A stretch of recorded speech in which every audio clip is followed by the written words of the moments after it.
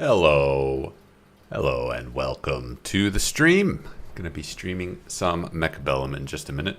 I'm going to be watching some games, and I don't know what I'm going to be watching. They're going to be completely random games. On this screen, I'm going to try and pick games that are early. So I'm not going to be picking this around 8. I hope that's not rude. I'm going to just try and commentate the best I can, because I feel like I have a soft spot for commentators in games and in esports, because I feel like commentators are the unsung heroes of making that stuff work. You know, professional players, high rank players, they stream, they get a lot of viewers. A lot of people watch them.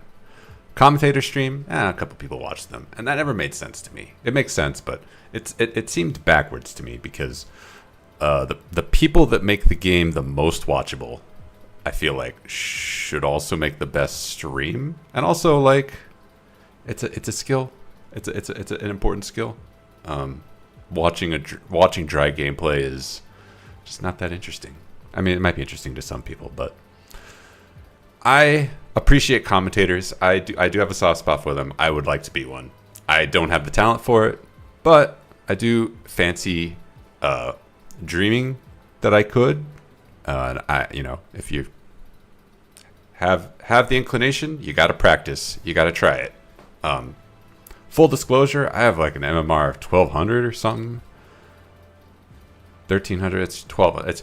I don't know this game that well, so my commentary is not going to be very elucidating, and I don't know particularly what I'm talking about. So if I say stuff and it doesn't make sense, you've been warned. I was kind of hoping that I could just join a random game and not see the names of the people, because that's just, it's better than picking something. But Mechabellum has an option to hide names, but it doesn't hide it on this screen. So what can you do? Tournament? Waiting? I don't want to join. Streaming? That's cool. Prediction? Actually, it would be fun to do some predictions. So maybe I'll pick the highest one here. That's round 1. Why does this say predictions, but there's no prediction? There's no insight here.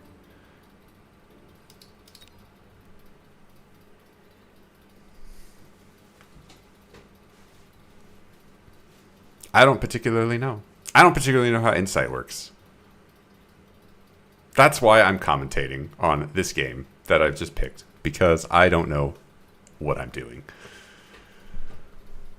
Oh boy.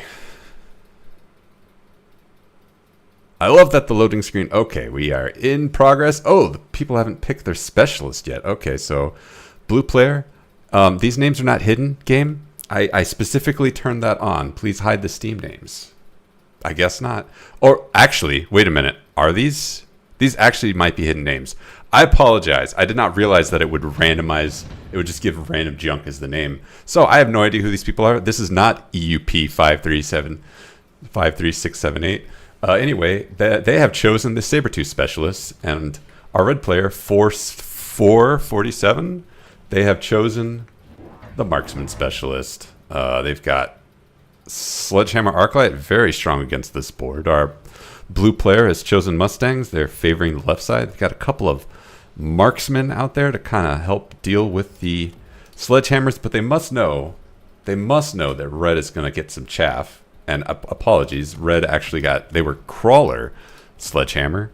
They picked up some Arclights, I assume. And there's no crawler counter here on this board, so also, I see that my screen is really lagging. Let me just see if I can do something about that. Well, let's start this battle. I predict that red is going to win. Can I let me not. Let's hold off. Crawlers meeting in the middle. Sledgehammer's doing work. Mustang's also doing work.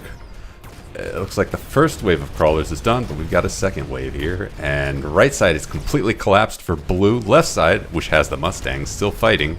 Those two marksmen in the back are trying to hold on, but they are still plinking away at crawlers, and the tower goes down, and there goes Blue's defensive line.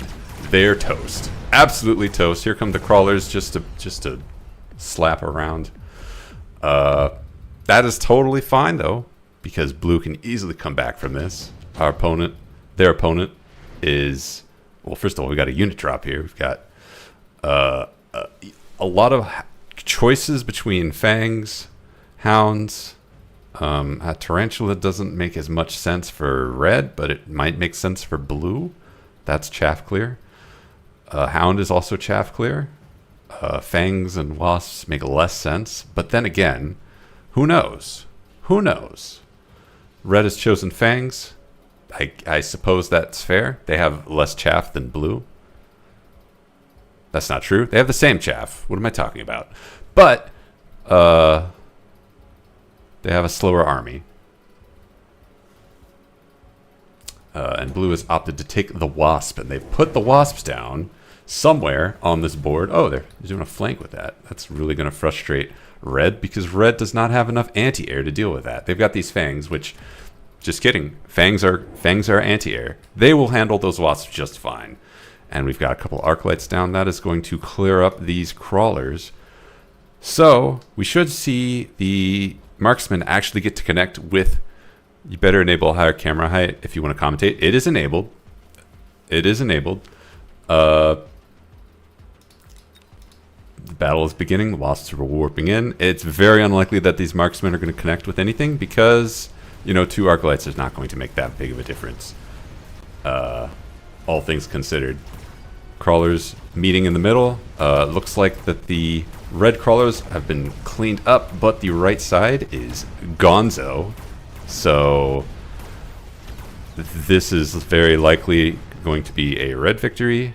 Here come the fangs to absorb marksman shots. Doesn't even matter. You should be able to see the entire board. I can do that.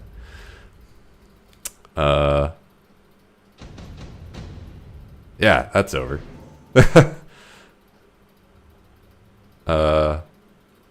Shoot, I spaced out there. I was still reading the text, and I could not,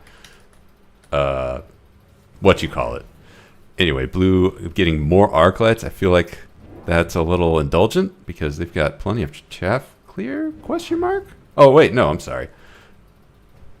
No, they do need more chaff clear. Red is getting more arc lights, and that's indulgent because I don't think they need more chaff clear. Storm colors as well. Okay, so storm colors for blue to match the storm colors for red. That is interesting. It's also interesting that red went storm colors to begin with because the Mustang are already on the field. But at the same time, I mean, what does red need right now? It just needs to establish their board more. Well, as I guess your head could still be in the way. I can't. I could duck down. And we begin. Let's see the Stormcallers. What kind of damage are they going to do to those sledgehammers? None. Because the crawlers... Nope, just kidding. I thought the crawlers would have absorbed those missiles, but apparently not. The missiles coming down doing a lot of damage to those sledgehammers. Not enough to matter, but, you know, crawlers are cleaned up. And now it's a second wave coming in for both sides. Missiles coming down both sides. The marksmen are still plinking away at chaff. Arc lights hitting arc lights. Here we go. All right. Red marksman taking down the blue marksman. And it is going to come down to these storm callers. And that is favored in red side, but I don't know. Who knows? We'll see what happens here. The tower goes down. Tower goes down for both sides. And it is in blue's favor. Oh, it's a tie. Wow. Okay. That is oftentimes how those kind of games turn out. Why did the screen do that? I don't know. I have no idea. All right, so we have additional deployment slot. That's always a good one. Orbital Javelin, that's a bit too early for that. The other two cards don't make sense. I like additional deployment slot. You can really, really crank out the chaff with that. But I think the teams, that both sides already have one additional deployment slot. All right, so red skipping. 2 additional deployment slots is a little indulgent. Who knows? Both sides getting arc light range. That is very standard, I guess. More arc lights going down. I guess we're trying to be arc light carry down here because this cannot be for chaff clear purposes. That is a little. There's a bit much going on there. All right, we got crawlers up here to distract the storm callers. Red's strategy, I don't see where they're going yet, but both sides have arc lights. Both sides have storm callers. Red has sledgehammers. Blue has mustangs. Very similar, like, brains. The wasps over here got sold at some point. Maybe they just got sold. I'm not sure. Anyway, this is quite set up. What does blue need to do to come back? They really need an answer to after the chaff is cleared up. How are they going to take command? Because arc lights alone won't cut it, and mustangs are not going to beat sledgehammers. No way. Okay, we've got crawlers coming in. Storm callers get their missiles. They're not landing where they need to. They're doing a little bit of damage, but arc lights cleaning up all of the crawlers, and now arc lights are hitting arc lights. Fangs are coming in, but they're too slow. Blue storm callers hitting red sledgehammers. That is not good, because now it is red's entire wave versus, yeah. That is it. Okay. That is a problem. But can blue bring it back? They really need more of a main line. They've got plenty of what is it? Arc lights. What are arc lights? Chaff clear. They've got that. The problem is, what do they do after they've cleared the chaff? And there's no good answer to that yet. Maybe Mustang range, or it could sell the Mustangs. Possibly. So getting Phoenix is interesting. It doesn't really solve the problem blue is having, but if we see what units blue is buying, maybe there's a solution. We'll see. But what is red going to pick? Now, the red has plenty of choices at this point. They could pick Phoenix to just win harder. Tarantula, maybe that's not a choice. Phoenix Ray would be very frustrating for blue to deal with. If red picks Phoenix Ray, blue is going to be very upset. Phoenix. Okay, that's a totally safe pick. Blue has gone with a crawler up here to distract the red stormcallers, but I see a lot of stormcallers. I don't feel like stormcallers are a front line. Mustangs are not a front line. There's a real open question about what is going to happen once the crawlers are all killed for blue. But we'll see. We'll see. Red opting to get a sandworm. That is very, very... that's going to really cheese off blue. Alright, here come the missiles. They are aimed at the crawlers and missing because that's how it be. Arc lights coming in. Starting to mop up. Good stuff, good stuff. Okay, the crawlers are... They meet. They are getting absolutely flattened by all the chaff clear. I don't even think any crawler hit any crawler. And the storm callers are still firing at the ground. Oh, wait a minute. Blue's missiles are starting to connect. A lot of the sledgehammers, they're taking a lot of damage. That sandworm, though, how is blue going to deal with that? Missiles are coming in. They're starting to hit the red's marksman. That's good stuff. But that sandworm is a huge problem for blue. What is he going to do? Okay, right side looks like right side is collapsing for blue. For red, I apologize. Blue left tower goes down. That is going to be it. It does not matter how collapsed right side is. That's it. Blue gets mopped up. And that is a conundrum. Now, the sledgehammers died a lot faster. I guess the stormcallers did pay off. Okay, blue picking absorption module, red picking range. Range probably won't make the difference. Fire will clear out the chaff much better. But that's about it. I'm not sure if that's an answer to the sandworm. Let's see what blue comes up with sandworm-wise. Hasn't picked a unit yet. Okay, melting point. A melting point is an answer, but it needs to lock onto that sandworm and not die. Let's see where the position. Okay, it's going right behind the Stormcallers. Okay, oil going down as well. Going to be a slow down the left side. Maybe give the right side a bit more leeway for red or for blue. Is that going to be enough? Let's find out. What is red going to do to lengthen their lead? Now, a second melting point. Okay, that is a heavy commitment on that sandworm. Now, it's true that if last round, if that sandworm had died early, that may have made a difference, but it's not. Can the melting points, are they going to do more than just deal with that sandworm?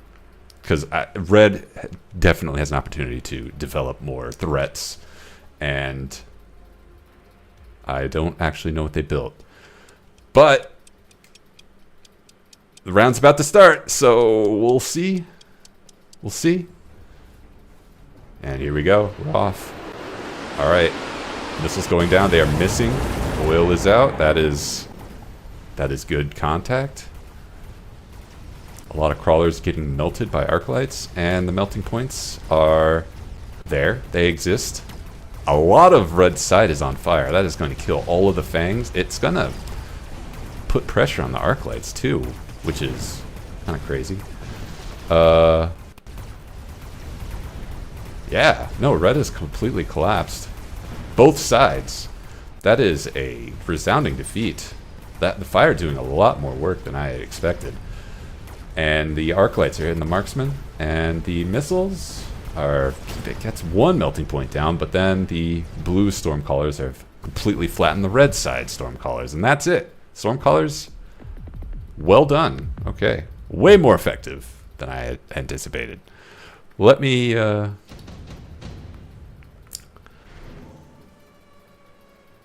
okay, blue snapping up the portable shield immediately. Red has to think about. Got a choice there. It's portable shield. Portable shield is the choice. Going directly on a sledgehammer, which is a choice. I'm not entirely sure what that is going to accomplish, but we'll see. Red opting to pick Mustangs. I think we're going to see AM down here in a second. Blue has opted to buy nothing yet. We're still waiting on those squad to be spent. Yeah, there's the AM for the Mustangs. That is going to... That's not enough. That's not enough Mustangs. Okay. Okay. We're going to buy another Mustang here, it looks like. From red. That will shut down the Stormcallers. And it probably will close out the game. But... who knows? Because blue just bought more Stormcallers. And there's no way for red to completely shut out the fire missiles. And that is going to devastate his crawler line. His fangs. All of his chaff, even the arc lights maybe. This is not good. But let's see what happens. I guess he gave up on the worm. The worm has armor, but that doesn't make any sense because blue has melting points. Melting points notoriously don't care about armor or anything. There it is. There's the shields. We're there to stop the oil, but the oil. Wait. Blue already spent their oil. Just kidding. All right, Stormcallers dropping fire down. Everyone's approaching down the middle. Missiles being exchanged. Most of Blue's missiles are being shot down, but not all of them. A couple have landed, and the Mustangs are in trouble. All right, melting point starting to work on the sandworm. Another melting point working on the sledgehammers. Half of the sledgehammers are already dead. Melting points are still kicking. It does look like that blue's entire front line is gone, and the melting points are taking missiles. They are getting crushed. Oh my goodness. Okay, the arc lights are killing the... Okay, it's over. It's going too fast. Yeah. When the arc lights are hitting your when their arc lights are hitting your Stormcallers, you're in trouble. This is certainly going to be Blue's last round if they don't win. But still plenty of options here. All right, red is going carry arc lights. Sorry, blue is going carry arc lights. Red is getting Mustang range. Okay, we're going deeper on the Mustangs. A lot of Arclights just got spawned by blue. That is curious. I don't know what problem that solves, but who knows? Arclight versus Arclight is a thing that could happen, and having more Arclights means you win that fight, maybe. Red has got to think, what is blue going to do? How are they going to respond, and how do I counter that? Mustang range is just a good all-purpose upgrade. Getting another Mustang, that's fair. If Red wants to have more anti-missiles, there's no harm in that. That's going to pay off. Blue rolled their dice. Let's see if it pays off. Let's see if Arclights was the answer. Is that the missing piece to the puzzle? Or does Red have this locked in? Were the Stormcallers the only thing keeping blue afloat? And do the Mustangs completely shut blue out? Yeah, we're about to find out. We've got 10 seconds. Okay, just kidding. We're starting now. Okay, a lot of crawlers are dying, which is their job. It's their job to die. Arclights. There's too many Arclights. There's not enough crawlers to go around. Arclights hitting Mustangs. Pretty brutal. All of the Stormcaller missiles for blue are being shot down, but as the Arclights do work on Red's Mustangs, that's going to turn around fast. Melting Point locks on a Sandworm and changes target. Ooh, Sandworm's still alive. It pops up. It's going to hit the shield, and it's locked on again. It's dead. Okay, but Red's entire front line is enormous, and one Melting Point and a couple of Stormcallers is not going to be enough. Blue is completely out of this. This is GG. Well played. We're about to see that. Tower goes down, locking it in, and game. Well done from Red. Oh, this is a high MMR game. Okay. I don't actually know the MMR of any of these players, so that's cool. Well played. I'm okay. You know what? Going mass Arclights even more confusing then, because I thought this was like a lower level game than it actually was. A little confused, but anyway, now that I know that these names are actually random and not these names are random. These are not the real names. I feel a lot more confident just picking. What's a round one? Round one or round two? Round one right there.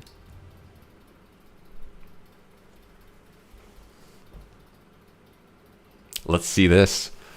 What are we looking at? We're looking at a loading screen right now, but in just a moment we'll be looking at a game. And that game will have numbers on it, and I would like to read the numbers. Since it was a lot of Mustangs and he outranged the enemy Arclights. That makes sense. I mean, yeah. That makes sense. The Mustangs were absolutely a problem.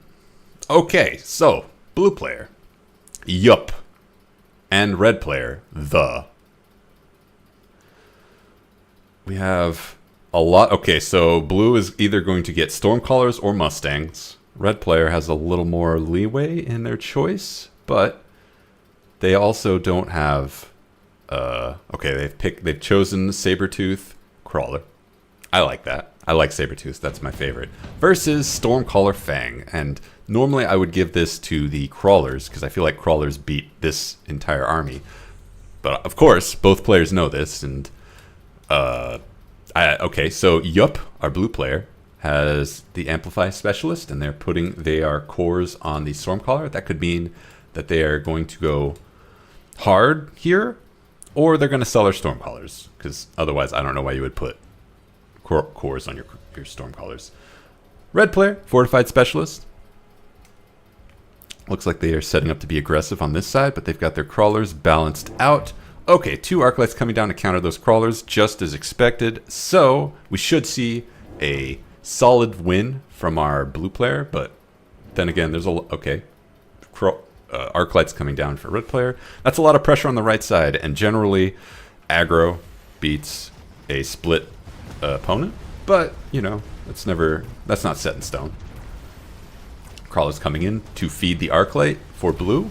They are overwhelming the Arclight, but it doesn't matter because the Stormcallers are connecting with the Sabertooths, And now the Sabertooths have to deal with a bunch of fangs while they get punched in the face by the Stormcallers. And the Stormcallers have taken down half of the Red's army. Here go the other half. Ooh, good tower shot. Taking down that tower completely turns this around. Just kidding. It's still a victory for blue. So, are we going to see the Stormcallers sold? Are we going to see them go all in? You're not supposed to put the arc light directly behind the saber. It gets stuck.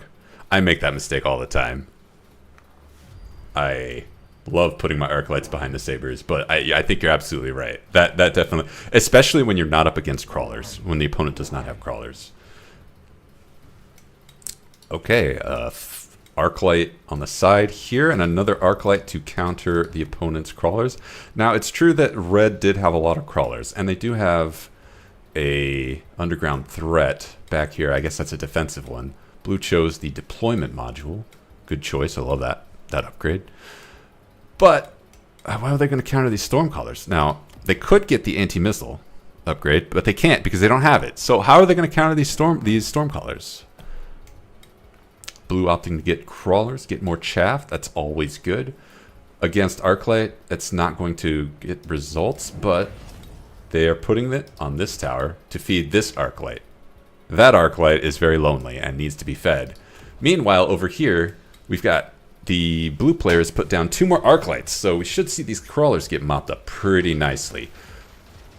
And here we go. Okay, crawlers coming in. Arclights are feasting. They are feasting. They are feasting. And dead. Right side, Sabertooth completely crushed that side. Now, it's chaff versus chaff. Missiles coming down. Missiles landing. Arclights doing a lot of damage to little dudes. And the missiles are connecting with Arclights. And that's a bad sign for red.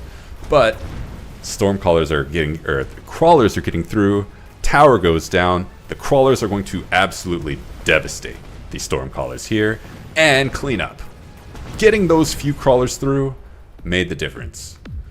I mean, obviously the Sabertooths mattered a lot as well, but, you know, 4 crawlers versus 8 Stormcallers, that's a bet that, you know, you don't want to be the Stormcallers in that situation. All right, blue taking a shield airdrop. Red, choice between portable shield and shield airdrop. Not really a choice. I don't know why I said choice. I don't know what you would put the portable shield on. Just kidding. They've decided to take the portable shield. What are they going to put it on? Let's find out. They've upgraded their Sabertooth. It'd be a good pick to put that on the Sabertooth, I guess. Maybe. Why not? Put a shield down. Blue putting a shield down on the tower. Protect it from all of this aggro here. And they are putting that shield on that Sabertooth. Let's see how that works out. Now, curiously, I would think that the shield would want to go on this Sabertooth, because this Sabertooth is taking a lot of fire from all of these Stormcallers, but I think there's a plan here. I think there's a plan, because red has just unlocked steel balls, and they are flanking. That's not really a flank. They're coming at the side with these steel balls. They're going to crush this Arclight very, very nicely. Okay, blue is just opting to fill out with more chaff. That's totally fair. More fangs, more crawlers. Good stuff. Red getting 1 more unit. What is it? Let's see. Is it going to be crawlers? Crawlers would be a good pick.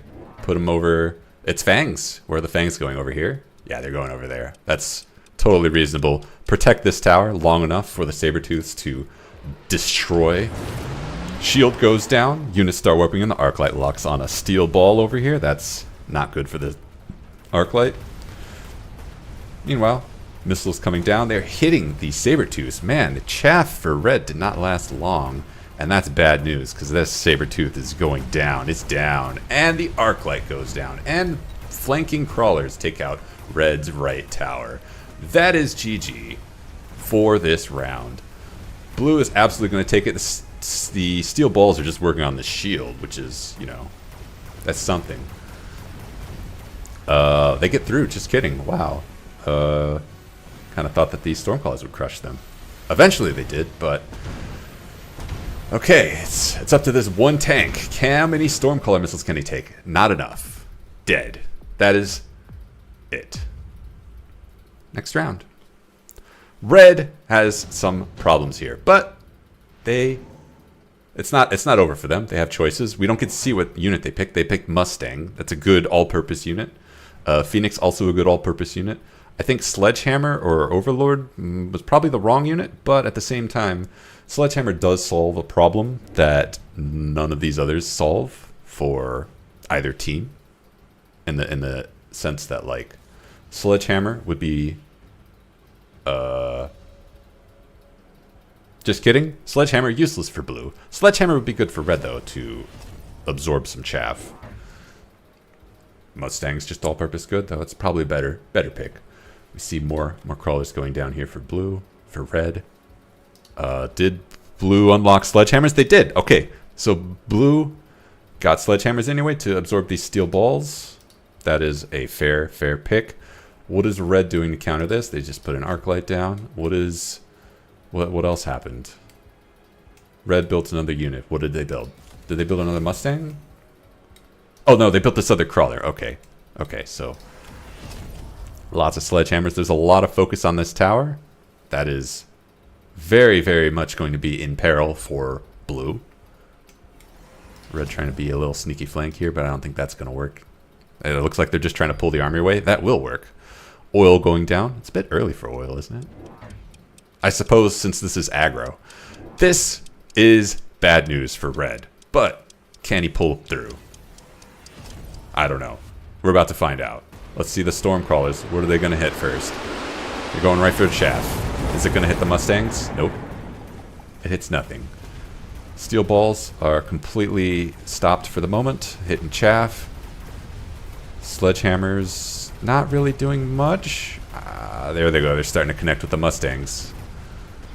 That is bad news for red. Missiles doing incredible damage. Yeah, being stuck in that oil is bad news. The missiles are just relentless, punishing this army clump right here. Now, it remains to be seen, because this single Sabertooth is just so good. Just kidding, it's dead. These are really good units, Stormcallers, and putting the cores on them, I am surprised that they haven't been countered yet. I am surprised. Okay, so Lightning Storm, you gotta pick the Lightning Storm every time. Or Shield Airdrop, I guess. I feel like Lightning Storm is more devastating to chaff. But I suppose it doesn't punch through shields, so... What can you do? Oh yeah, there's the Lightning Storm, and red knows it, and red has put up a shield. And a missile here, that's a good one. What units did red pick? Oh, no one's picked units yet. So there we go. We got Mustangs coming down for blue to counter the Fangs? Question mark? Or to counter red's Mustangs? Question mark. Because red is relying on those Mustangs. Not for anti-missile, because we're not picking that this round. But just because they are a good unit. Good all-purpose unit. Level 3 Stormcallers. That is pretty deep into that tree. There's a lot of defense going on blue's side. If they can hold this tower, they got it. Unfortunately, it looks like red is going to flank over here. I think this missile will just kill everything, and doesn't matter. It doesn't matter anyway because there's sledgehammers in the way. Excuse me, that was red's sentry missile. I thought it was blue's sentry missile. So, can they bust through on this side? It doesn't look like they're going to get there in time. The Lightning Storm completely blocked. Missiles absolutely crushing through that shield. There is not enough damage on red's side. This is going to fall apart very quickly, and it does. Arc lights just eating those Mustangs alive. Missiles coming down, turning Sabertooths into corpses. I can't even believe you removed the crawlers from the flank. I think it's fine to be forcing red to buy a sentry every round. Yeah, that's... If I don't see a particular point in selling crawler flanks, because those, at the very least, even if they're just dying, they're distracting the enemy army. It's not ideal to put them next to an arc light, but they're still doing work. And at the end of the day, you're just getting back 100 money, which is that really Are you really getting 100 money? Is 100 money really going to save you? Maybe you wanted to recover the deployment module. Well, if you had a deployment module, it makes even less sense to sell the crawlers. Just move the crawlers. Blue has chosen a melting point. Red here has a choice. None of these really solve a problem. Well, maybe the Wraith. But the idea is, if they pick the melting point, that counters the opponent picking the Sandworm, which neither of them have done. And it also punishes the Sabertooth, but we don't really need to punish the Sabertooth. So I don't... No, we're picking the melting point specifically because Sandworm was an option there. What if we wanted to move something else, though we didn't? I don't know. Maybe if you just... This is just as good luck's deployment module. You don't put it down. You just have it. It makes your opponent have to play around it. And by doing that, you know... it's all about the mind games. Speaking of mind games, Red has put down one missile interceptor. That is going to significantly curtail the amount of damage that Blue is doing, except it looks like Blue sold their Stormcaller here. They've only got one left, which, yeah, that's kind of what I expected them to do a long time ago. And they're using the deployment module to move an Arclight closer over here. We're really going to put... This is where the fight is. This is also where the fight is. There's also a missile interceptor over here, which I'm a little confused about, because missiles are not going to do very well against anything over here. Oh, another Sabertooth flank. I completely missed that. A lot of pressure going over here. A lot of crawlers going to tear through these Mustangs. That is a huge problem for Blue. If those crawlers get through and they start working on that melting point, left side is going to collapse. Right side holding on tight. Those melting points locking onto Arclights, that is a huge problem for Red. But left side, the melting point is staved off all the crawlers. But it's dead anyway. Died to Sabertooth. So that tower goes down, and that is GG for Blue. These melting point are not going to last to Mustangs while they are debuffed. That is just not how they work. And also, actually, the Sabertooth doing a crap ton of damage. Each shot does 35,000, and melting points do not have that many hit points. And it looks like that's the game. The game. Waiting for the player to respond. Give it 2 seconds, 1 second. Someone is disconnected, and it's probably Red. Just kidding. This game has very interesting netcode, and it likes to crash a lot. So it could be either side. Blue, in trouble, though. Blue is in trouble. For real. Lightning Storm for Blue. You gotta pick the Lightning Storm when you have it. Force the opponent to get shields. Force the opponent. Improve fire control system. Okay, where's that going? Where is that going, Red? Where would you like to put that? You're putting up shields because you know the lightning is coming. And Blue putting up shields because they know the lightning is coming, even though it's not. Alright. So this pressure is failing. This pressure is succeeding. Blue needs to hold on to this tower if they want to have a chance. What do they need to add to make that happen? Red is adding crawlers. That is going to put a lot of pressure because it does not look like there's enough chaff clear on this side. No underground threat, though, so these Mustangs are not going to be nearly as pressured as last time. And these crawlers are going to arrive late. Last round was underground threat, indeed. That is... It's entirely possible that Blue just says, it's fine, I'm going to be fine. They are not going to be fine.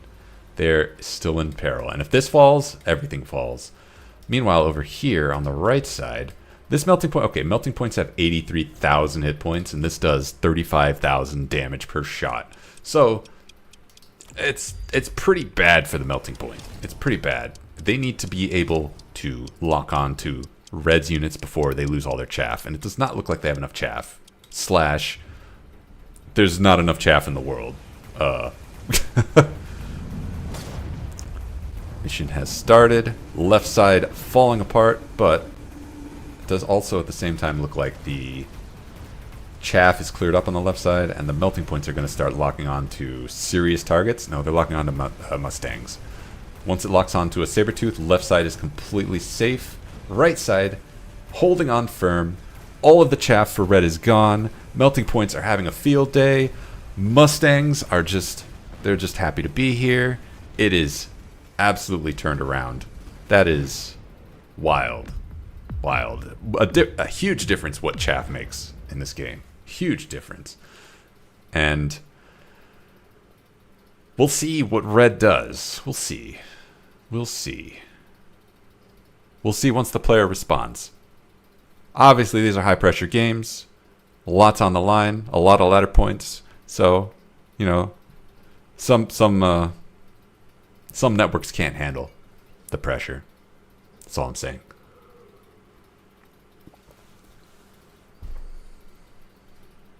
There we go. Round 8. What is it going to be? It is going to be a unit drop. We've got Fortress. Fortress would be really, really good for blue. Is that true? That doesn't seem true. I think both sides need Vulcan. No.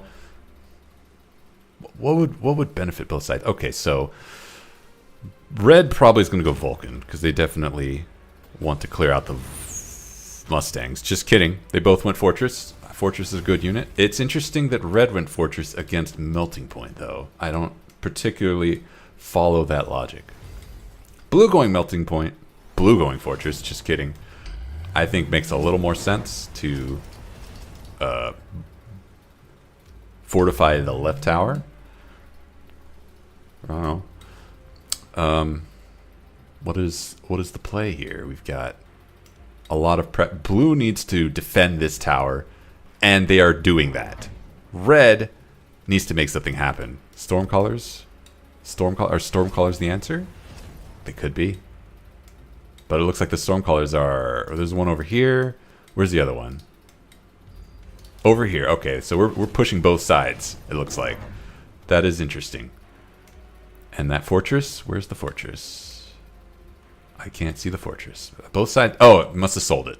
Sold the fortress. I guess neither side actually needed a fortress. That's also an option.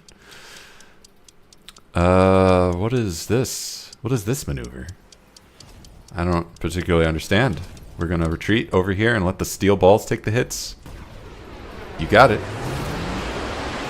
Let's fight. Oil going down on the right side. Crawlers going in to die. They are getting cleaned up by arc lights. A lot of Mustang fire going down. It's hard to tell who's winning. Just kidding. Red on the right side. The steel balls are starting to connect with crawlers. That is a bad sign for red. That is, they should be connecting with the shields. Melting Point's starting to connect with Mustangs. That's a real bad sign for red. Just kidding, because all of blue's Mustangs are dead. Mustangs are starting to connect with the Melting Points. That is real bad. There they go. First one down. Tower goes down on the right side. Stormcallers doing damage, I guess, but I think those Sabertooths are also carrying the team on some level. Ooh. Ooh. Spicy. Sabertooths do a lot of damage. Sabertooths do a lot of damage. Mustangs don't. I don't know why this keeps happening. I get the feeling that this is not a case of the network. This is a case of something else going on. Interesting choices. Another Lightning Storm. You gotta pick Lightning Storm. I think Enhancement Module has a good argument to be made for blue. I see that go well with Melting Points, but you can't argue with the Lightning Storm. Now, of course, both sides are going to put shields up. So, what is it actually accomplishing in practice? Who cares? Here's the problem. Whoever loses the Chaff War first loses. If blue runs out of crawlers, if blue runs out of Mustangs, these Melting Points are going to get chipped away and until they melt. But if they can get through, if the Melting Points can connect with these Sabertooth, then it's over for red. I don't think these Stormcallers are going to make much of a difference. Although they are set to... That's what's going on. The Stormcallers have high explosive ammo. They are keen on clearing out chaff. That is their job. They are not there to kill Melting Points. I don't even think they have... Well, they do have EMP, but they have not... They're not going to go EMP for the Melting Points. That doesn't... They don't need to. The Sabertooths are more than capable of crushing. So, how is blue going to stop red from obliterating all of their chaff. We've got anti-missile on the Mustang. Let's see if it pays off. There's quite a few Mustangs out here too, and there's only 2, 3, 4 Stormcallers. 5? Okay. There's actually quite a few Stormcallers. Okay. There it is, Lightning Storm going down, so we don't get to see the battle, we just get to imagine it. A lot of chaff dying on red side. A lot of chaff getting struck by lightning, and that is painful. Painful. I think a lot of Stormcallers got struck too. Extra painful. That is completely going to turn this around. Those melting points are starting to connect to Mustangs. They're one step away from connecting with this Sabertooth. There it is. Sabertooth dead. This Sabertooth is absolutely dead. Does not matter how many shields you have. Stormcallers are not going to be able to put up a challenge. I think this battle was decided by that Lightning Storm. That is absolutely, absolutely killer. And that is GG, actually. Wow. That is pain. Welp. Whoever wins the chaff war wins the match. And blue won that chaff war. 100%. This match will end in 144 seconds, but we already know the outcome. The outcome is GG. Melting point, a good unit. Let's click and see how much damage each of these did. This one did 100,000. This one did 173,000. This one only got 4 kills, but that one... Wait, what's happening? Hello? This never happened before. I'm just gonna leave. I don't know what happened, but sure. Let's go on to our next match. Hey, this one. I see a round 1. I click. I'm going to assume that was a high-level match. I'm going to be honest. That was definitely above my head. If that was a 1,000 MMR game, I give up. I give up. I should be able to recognize what's happening in a 1,000 MMR game, and I could not recognize what's happening in that game. So,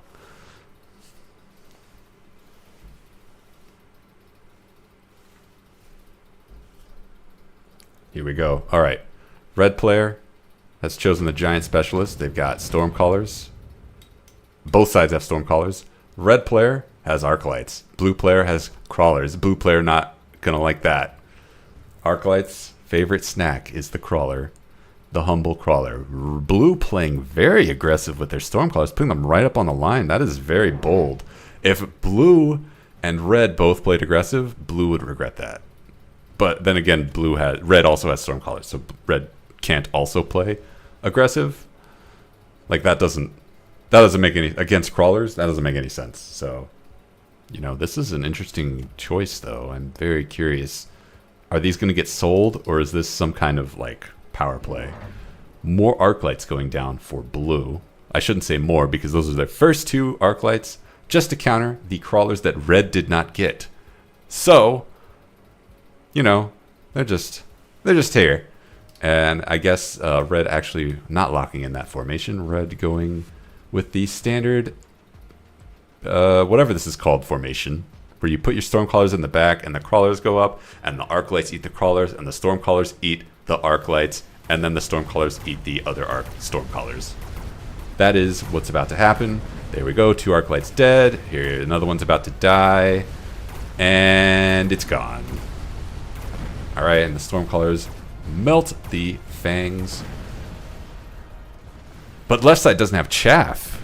Left side doesn't have chaff, and all of the Stormcallers, most of the Stormcallers are now dead on blue's side. And all the Stormcallers are dead. Okay, so fangs. Excellent chaff for red Stormcallers. Blue Stormcallers pay the price. Here we go. Round 2. We've got a unit drop. Rhino is an interesting one. Marksman, that's a very basic backbone. What is that going to accomplish? I don't know. Especially against Stormcaller, I don't know. I'm not entirely sure why you'd pick that. Phantom Ray, an excellent pick. Maybe they picked Marksman because they expected the opponent to pick Phantom Ray. I think the start of the usernames are still the same. EUP was probably Euphoria. That's a name. Oh, are these... Oh, okay, so these aren't random names. These are just abbreviated names. Okay. Then I picked the same player twice, I guess. I don't know. Yeah, Phantom Ray for blue. Oh, okay. Much Phantom Ray. So red is very glad that they picked the Marksman. That is a good pick. 2 Marksman is not going to be enough. I'm pretty sure these Phantom Rays are just going to mop up. Fangs in the front for red get annihilated. That's their job. Their job is to die. Arclight for blue, clearing up the last of the crawlers. So now red only has the Fangs in the back as chaff, and they're not going to last long as they get pummeled by the storm crawlers of blue. Red lose a marksman to the 60,000 Phantom Rays in the air. They start hitting the tower. That tower is gone. Storm crawlers are like, why don't I just shoot everything? So they do. Everything's dead now. Hey, GG. Red, very sad. It's only round 2, though, folks. Don't worry. Don't worry. We're about to see a comeback of epic proportions. This is heavy reliance on missiles on blue's end. Can red capitalize on the vulnerability? Red getting laser sight, blue getting laser sight. Laser sight is a good thing to put on marksman. I guess for blue, they're putting on a stormcaller, which is also good. Here we go. There's the cloak. Very annoying for red. Red is going to hate this round, but they've gotten Mustangs and they've gotten the anti-missile. So these stormcallers, they are no longer going to be feasting. They are going to have to deal with... It's just 2 Mustangs, and once the Mustangs die, it's over. Blue going Hounds, picking up Incendiary. What does that mean? That means, uh-oh, all of your chaff is about to die, and all of my chaff, and red surrenders. Well played, GG. That's a lot of fire, baby. Here come the missiles. They get shot down, but the left side doesn't have Mustangs, so those Fangs are dead. And the Arclights start feasting, but... Red's Arclights don't have much to feast on, whereas Blue's Arclights... Oh, boy. Actually, they're dead. They got missiled. All the Arclights are dead. So it's just these Phantom Rays dealing with Mustangs. Completely befuddled because there are tiny little gunboats in front of them. And they're dead. Stormcallers. You can't carry the game by yourself. Sorry. Sorry. I'm kind of surprised. I thought that blue would pull that one out just because there weren't enough Mustangs. But the Phantom Rays getting stopped by the Mustangs on the right side absolutely made them a lot more vulnerable. Would have thought that a couple more Mustangs would be needed. But at the same time, like, they were going to win that fight. Like, they're getting even more Mustangs. That seems a bit gratuitous. I don't think blue is going to double down on their strategy, but who knows? Who knows? Mechabellum is all about the mind games. It's all about thinking about what your opponent is thinking about, what you're thinking about them, and what moves that you're going to think about countering their moves that they're opinionating about you. That is a lot of words, and I don't know half of what I just said, but it's true because it is. Here we go. Round starting. Here come the Rhinos, and Blue's Rhino meets a lot of Mustangs, and it is sad because it just got hit by a lot of missiles. Red's Mustang, not hit by missiles, and it hits the tower, immediately ending this round. I don't know why the match is still playing. I'm spacing out. We can just watch as all of the Fangs kill the Arclights, and the Phantom Rays just die to getting sneezed on, and the Stormcallers are killing Mustangs, and that shouldn't happen. And these Phantom Rays are very sad. They are very busy hitting chaff while Mustangs stab them in the back. Here we go. A lot of missiles to kill 2 Mustangs. That is too many missiles. It's just too many missiles. That's just a lot of damage. Honestly, that Rhino at the beginning hitting that tower, round could have ended there. Red getting a barrier. I guess that means we're seeing giants, and we see that they've unlocked the Vulcan and they've placed it. Blue, you have options here. You could pick Underground Threat. I don't know if that's the best pick. Advanced Defensive Tactics. I don't know if that's the best pick either. But you picked it. And who are we to argue? Red, you've got a Vulcan. You've upgraded the range. That is going to absolutely stop the Hounds. and completely destroy these 2 packs of crawlers, I guess. I don't know. It's not going to do much to these Mustangs because they're out of range. Actually, they're the same range. Just kidding. It's going to do something, but it's a very expensive pick. It's made. I see the shield will stop these fire bombs. I don't know what else this Vulcan is intended to do. Maybe absorb Phantom Rays. Blue getting a few more Phantom Rays, but we'll see if that pays off because obviously red has units on this side of the field. And the Stormcaller immediately hits the tower. It might be a bit too early, honestly. Stormcaller crushing this Arclight means that all of this chaff is going to clean up the left side. But the right side, what's going to happen on the right side? Phantom Rays come in, they meet the Mustangs, they start unloading their missiles, and they are vulnerable to getting sniped. This singular marksman is going to start picking them down one by one, but is that fast enough? A lot of the Mustangs are dead on the right side for red, and the Vulcan is dead. Half of the Phoenix Rays are still up. Can this marksman work faster? I don't know if they can.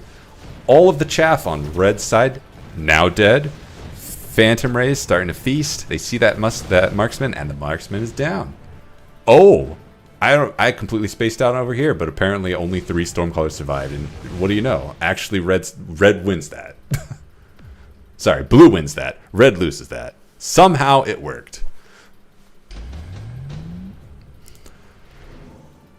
I wish I could pay attention. I wish I could split my eyes and watch both sides of the map, but I do not have that power. I just kind of assumed that this would fall apart, and that red would just take it. But no. I mean, that was a pretty powerful turn 1 shoot missiles at the tower. Clear out this Arclight. I don't know what all is. I guess at the same point, there's not a lot of army on this side. There's just the marksman and chaff. And, you know, chaff clear. There's not a lot. What is red going to do about these Phantom Rays? Because they are a menace. And 2 marksmen is not enough. And Vulcans notoriously don't shoot up. And in fact, only marksman and Mustang on red's army shoot up. And I guess fangs. So if blue picks armor, they win that round. Basically, it's just the marksman, and there's only 2 of them. And I will do some quick math, but I think this number of Phantom Rays outnumbers 2 marksmen. A lot of shields going down to intercept this lightning storm. That is a good call because there's a lightning storm coming. Meanwhile, over here, all of red's chaff is gone. You can just ignore that. It doesn't exist this match. It got lightning struck completely by accident. Left side. Not looking good. A lot of fire melting all of blue's Mustangs. Only Phantom Rays, and only Phantom Rays is not good against 1 singular marksman. But right side is collapsed for red. Phantom Rays killing the Vulcan. Phantom Rays killing the marksman. Mustangs killing the Stormcallers. And left side, right side, meet in the middle. Towers go down both sides. Both sides are stunned. There are no anti-air on red side. Just kidding. There are fangs still. And they take out this Phantom Ray. It's 2 fangs? It's a tie? Oh, God. That's embarrassing. Being the Phantom Ray pilot that has to report back that you were killed by 2 fangs because there was a Stormcaller in the way. That is not a report I want to file. Blue getting a Sandworm drop. I love Sandworm because no one ever expects it, and it's like, yeah, why wouldn't you pick? Like, a Sandworm is a really annoying unit to deal with. No one ever picks it except high level players, and I don't know. When I say no one, I mean me. I never expect it. I never expect it. Red has a choice here, and they have chosen Scorpion, and that is curious because I don't know particularly what that's intended to deal with.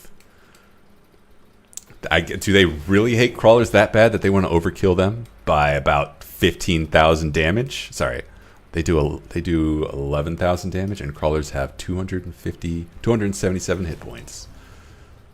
Are they trying to overkill the Mustangs? Do they think the hounds are worth a scorpion? I don't know. This is seeing ahead in the game well beyond what I can see. I have no idea. And this sandworm definitely don't care. Sandworm does not care about scorpions one bit. Missiles immediately taking out the tower again. Surprised that red let that happen twice. Or, sorry, blue let that happen twice. It is very interesting that wiped out this Arclight, but there are a bunch of Mustangs behind it to fight.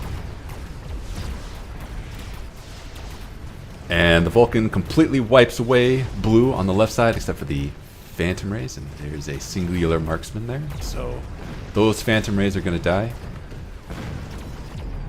Right side has completely wiped the floor. It looks like that Sandworm tanked a bunch of damage, and the Phantom Rays are just glad that no one is shooting at them because, you know, everyone's glad that. The Phoenix Rays are just loose. They are loose. No one is stopping them. No one says that they have to go home.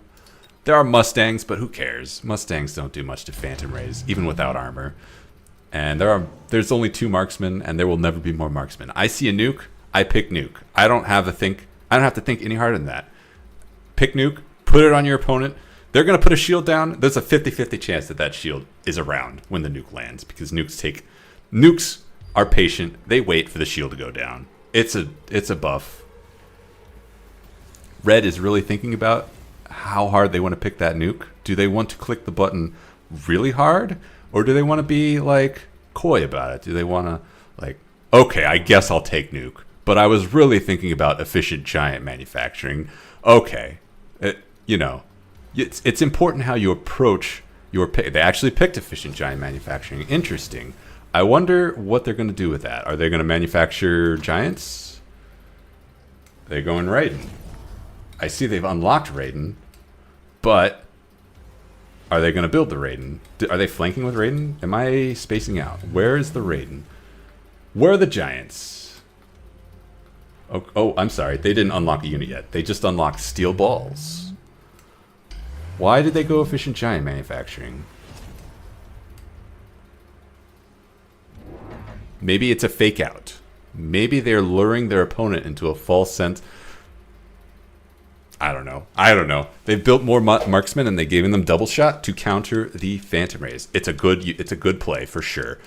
I don't know what these Scorpions are doing. They've given them acid attack? What is that for? Who is that counter? What is happening in this game? They really hate that Sandworm, I guess. Anyway, match begins. Phantom Rays flying in on blue side. Red side, we got a lot of chaff that's about to get incinerated. And that nuke has landed, and it's right side done. Left side is it? Are the marksmen going to clear up the Phantom Rays? It looks like they're going to, but that is a lot tighter than I thought it would be. Nope, just kidding. That is cleaned up. That is cleaned up nice and tight. But now these armies have to meet. And can they get down the left side tower? Can they? Yes, they can. But there's just not enough chaff. There's not enough chaff in the Phantom Rays feast. The marksman cannot sustain. Okay. Well, let's see what that giant manufacturing can do now. Red taking some Farseers. Why not? Blue, option here. They could take Farseers, because that's just a great unit. Could get some Sledgehammers to absorb the Phantom Ray. Rhinos might be good. We'll see. We'll see. They're going Rhino. Rhinos are good. That is a very annoying unit to deal with. Yes, red is building some Raidens. That is a late game unit for sure. I don't know why I zoomed in there. I meant to rotate the screen a little. Can we... Okay. Armor for the Rhinos.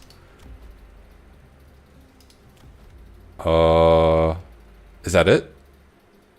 Just armor for the Rhinos? All these shields are still up? That's cool. Rhinos are going to meet the Raidens and be sad, assuming the Raidens are still alive. And also the Phantom Rays are going to be sad. And also everything is going to be sad because the Raidens do a lot of damage. The only thing that's not going to be sad is Red's team because Raidens don't do friendly fire. But what are we going to see come out to answer this? There are a couple of options. One, if there's enough chaff, the Phantom Rays will just kill the Raidens and then who cares? Or plenty of options for blue to pick like an anti-air big air unit. All right, a lot of fire going down, a lot of oil. That's going to turn into fire in 3, 2, 1, and it's fire. Okay, all of blue's chaff is dead. It's super dead. Okay, it's so dead that we don't get to see it. We just get a slideshow of it. The Vulcans are just, they need to get like promotions. They need to get all of the credit for this victory because they have completely devastated blue's chaff line. And without the chaff, the Phantom Rays just die. They don't even need to be shot by the mark. The marksman just gives a glance at the Phoenix Rays, Phantom Rays, and they die. And that's actually it. That's GG. Great. Good oil. Oil wins games. Vulcans win games. Congratulations to Vulcan for winning that game. Also, I guess the player won that game too. Good job. Let us move on to our next match. Okay, this one's a round 2. I might go... Oh, this one's round 1. Hold on. Let me just...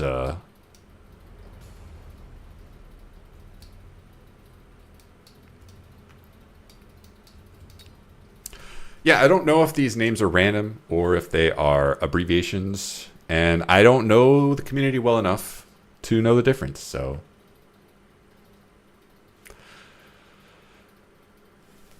I'm sure those numbers are random.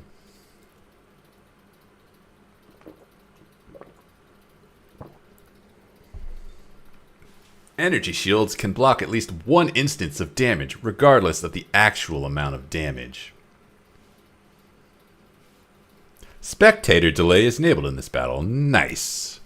I didn't know you could do that. Seriously, how do you do that?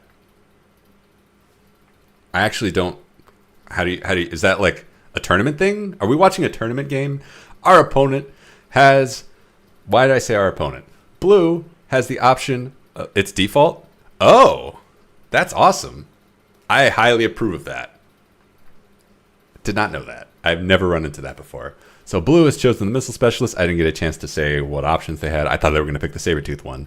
I do not like Mustang Crawler because it's a very, very fragile composition. My opponent has one arc light. Oops. They have chosen Tarantula. They have chosen the quick supply specialist, so get ready for shenanigans. Actually, they've chosen to get 4 Tarantula. I guess that counts as shenanigans, because who expects 4 Tarantula? Blue does. Let me tell you. Blue is ready for absolutely anything, because that is just what quick supply specialists do. They give you things that you hate. They're really thinking about it. Steel balls. Steel balls, an excellent counter to this composition. It's almost like they knew. Okay, both sides deciding on how aggro they want to be. The red wanted to be this aggro. No, actually they want to be that aggro. Blue over here on this side. Only 4 steel balls. I don't know if that's enough.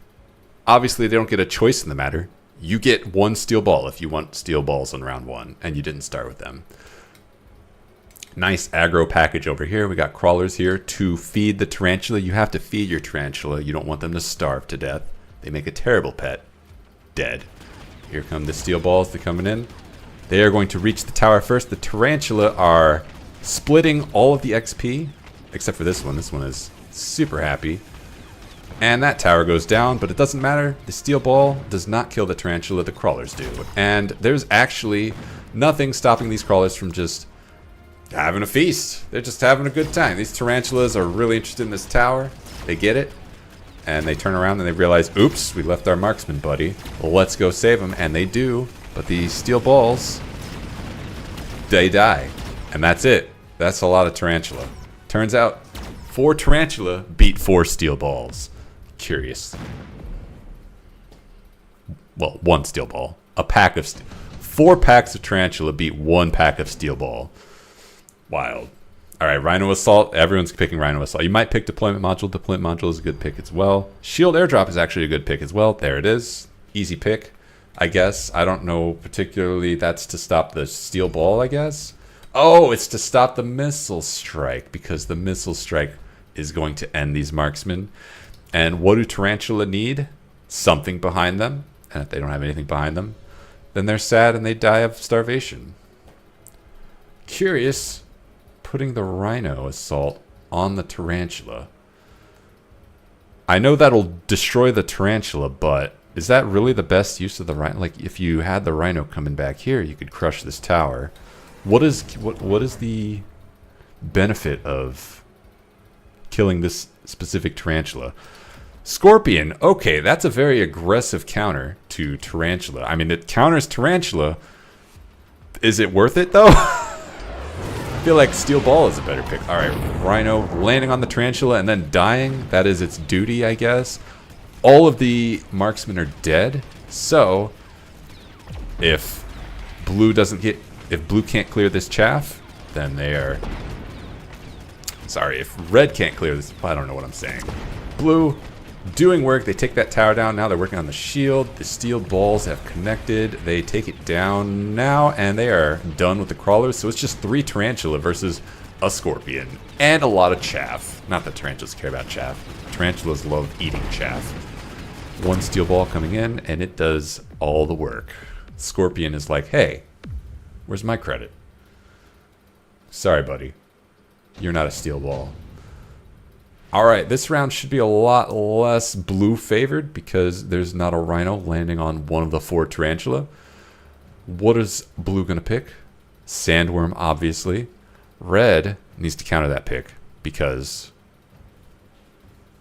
that's how the game works. Just kidding. Picking Sandworm doesn't make that much sense. I mean, it makes sense, actually, but Rhino, better for their unit composition. Mustangs love to hoover up all the kill XP, absolutely, and they love to. Once you got high level Mustangs, you win the game. Actually, the game ends as soon as someone hits level 5 Mustang. Everything that happens after that is actually a mass hallucination, not implemented by the developers. Everyone just thinks it is because. Don't ask me how it works. Anyway, red getting wasps, blue getting rhinos. Rhinos very good against tarantulas. We'll see if the marksman on red side can cope with that. I don't think that's enough marksmen to cope with that, but red is getting hounds with fire. Rhinos don't care about that, but Mustangs do. Let's see if that combination of hound and wasp from red side can turn the tide. Where are those wasps going? Where are they going? And they're not staying there, right? Okay, they're going over here on the left side. Why am I not zoomed out? They're going over here. This is bad news for blue, but let's see if those Mustangs can turn around, get in a position. The hounds here instantly die to the Scorpion. I don't know what red expected to happen. Turns out Scorpion's not blind. They can actually see units. Wasps here, wiping out the steel balls and the chaff, and also the steel balls again. So armies are split. Red on the left, blue on the right. That's a lot of chaff on blue side and not a lot of chaff clear on red side. Just 1 tarantula versus some wasps. The Mustangs are like, yum, yum, yum, yum, yum, yum, yum, eat, eat. They instantly level up. And also those wasps feel bad as they limp back home. Right, they leveled up? Oh yeah, they leveled up. Absolutely, they are so fed. Improved fire control system for blue. That's going on a Mustang, 100%. 100%. I don't know what else it would go on. Red also getting a fire control thing. That's going on a tarantula, I guess. To take care of these steel balls. Sure. Why not? Curious lack of chaff on red side. So these steel balls, they like, that's a short line. That's a short line. That's there's nothing else to say to that. Not just kidding. There are now crawlers here. You gotta put crawlers there. You gotta respect the steel ball.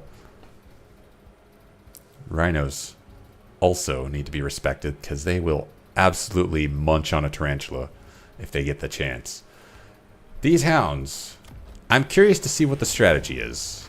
I'm curious. This oil is late. It's also right next to these hounds, so I don't know what's gonna happen. It looks like blue might be anticipating it, but that's not gonna work. Because the hounds are gonna put fire down. It does not get intercepted, and then it catches fire. Just kidding. No, there it is. It catches fire. All the Mustangs die, and the future Mustangs are also like, well, we've been ordered to go into this fire, so we have to. All of the chaff on the left side completely cleared by the chaff clear. That's its job. This scorpion, which is in the fire, kills one tarantula. Unfortunately, it has no chaff, so it is completely bamboozled by 3 crawlers, which kill themselves in front of the scorpion as a sacrifice. These steel balls are very distracted by these fangs, and this singular marksman is gonna level up. Gonna level up. These other tarantulas are like, hey, wait, what about me? All these crawlers kill themselves, and that's it. GG. That's the round, I mean. It's not the game. That's just the round. I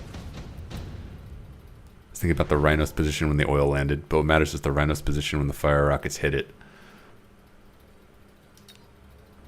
The Rhino... These Rhinos? Oh, this Rhino, yeah. That's true.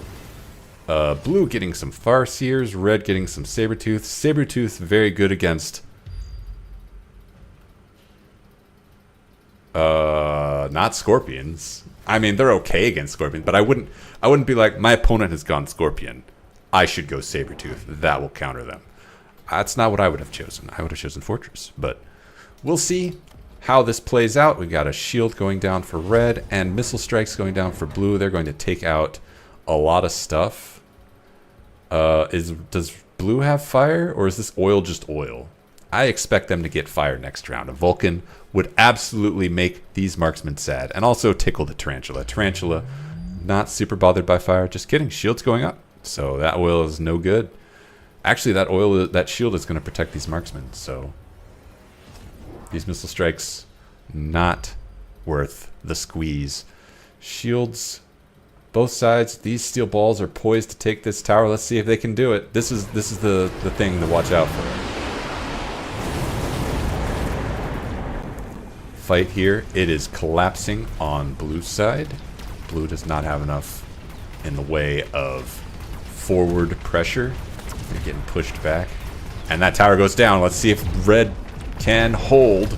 Blue starting to push that shield down. Mustang's doing a lot of work on this tarantula. It's dead. Scorpion takes the credit. This Sabertooth, I don't know what it's here for, but it's just here. And there we go. It's dead now. Okay, now the tarantula is here. It's starting to clean up the Mustangs. Second tower goes down. Red is dead. That is just too much damage. That cannot hold.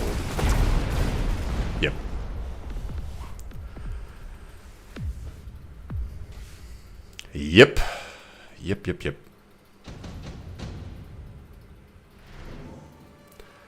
All right. Blue, you've got a choice. You can take a shield airdrop, and you can try and hold the left side, or efficient giant manufacturing, put some giants to push back on this nonsense. Actually, what am I talking about? No, I'm correct. Am I correct? I'm not correct, but giants would not be a bad call here. Did they go giant manufacturing? Did they both skip? That's fine. Skipping is an option as well. Build your econ.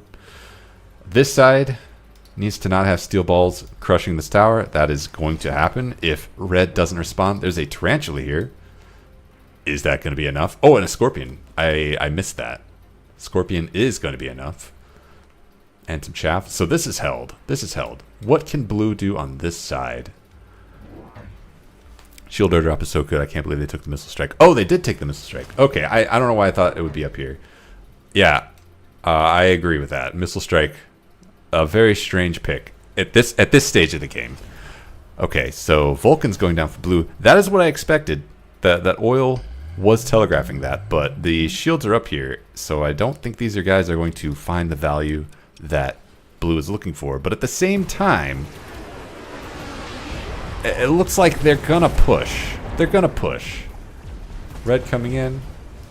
Blue Rhino in the back line. They're gonna connect with that tower. That tower goes down, and that is going to be devastating for red. Not the end, though. Blue right side is getting hammered by that Scorpion. Where did blue Scorpion go? It's dead. It's just dead. Blue is completely collapsed. Completely collapsed. It's just Mustangs versus Tarantula, and Tarantula love that fight. And the Scorpion gets a bunch of kills for no reason. Looks like blue also couldn't believe red took Missile Strike. Well, Missile Strike didn't... Missile Strike is not the... Is that why the blue fell apart? That can't be. Quick cooldown. That's a good pick. They got a lot of spells. Actually, blue has a lot of spells. But red taking it, sure. It killed the level 3 Mustangs. It's a good pick off. Wasn't there a Scorpion down here? Did I? Oh, they must have sold it. That's where it went. It went sold. Or did they never have it? No, they definitely had it because it killed those hounds. Why would you sell that Scorpion? I'm confused.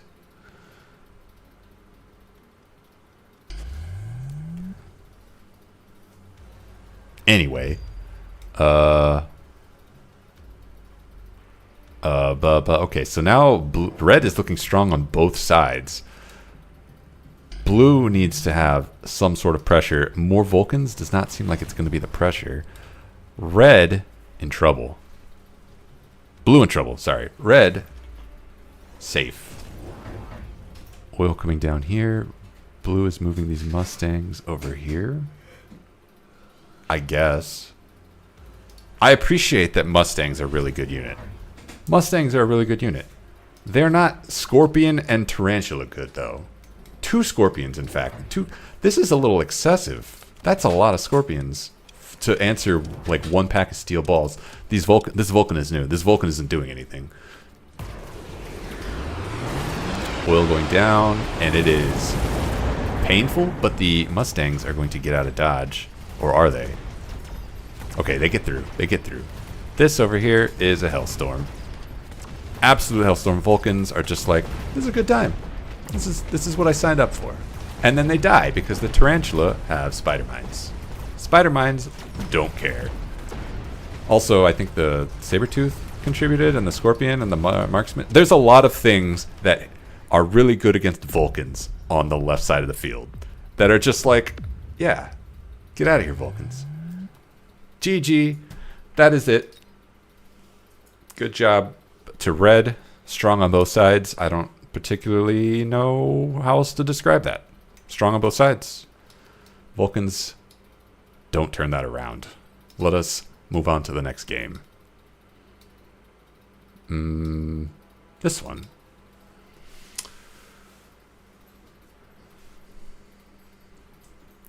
I don't know. I thought there was a Scorpion on the right side for blue, and I thought that was a load-bearing Scorpion for blue. It's a unit that doesn't make a lot of sense to counter Tarantula, but it does a lot of damage, and there's a lot of chaff there. And it answers the enemy going Scorpion, which they did. All right, we're starting off here. Blue player. Steel balls, crawler, quick supply specialist, so we can expect the turn 1 sandworm. Here it comes. Get ready, folk. It's coming. Meanwhile, red... Oh, I'm sorry. They went Wraith. My apologies. I thought they were going Sandworm. Red is the giant specialist. They are going turn 1 Sandworm, except they already went...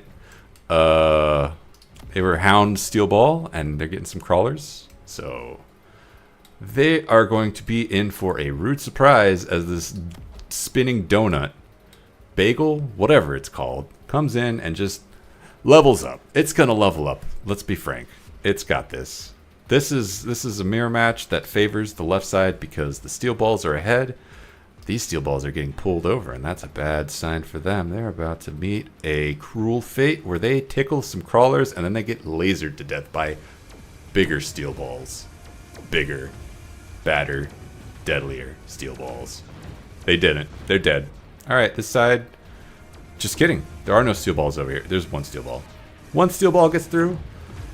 It locks onto the tower, kills the tower, and then realizes that all its friends are dead, and it goes to die. Suicide mission. One steel ball versus 8. It does not win. This Wraith is like, I am just happy to be here. I don't even need to be here. You didn't need to pick me. Good first round. Good first round. Let's see what this giant specialist can do, though. Turn 2 Sandworm. Here we go. Here we go. They skip their pick. They skip. They miss out on mass-produced Sandworm. They miss out on mass-produced Fortress. They miss out on everything. It's like they're not giant specialists. Second Wraith going down. That is a little much, isn't it? Who's that countering?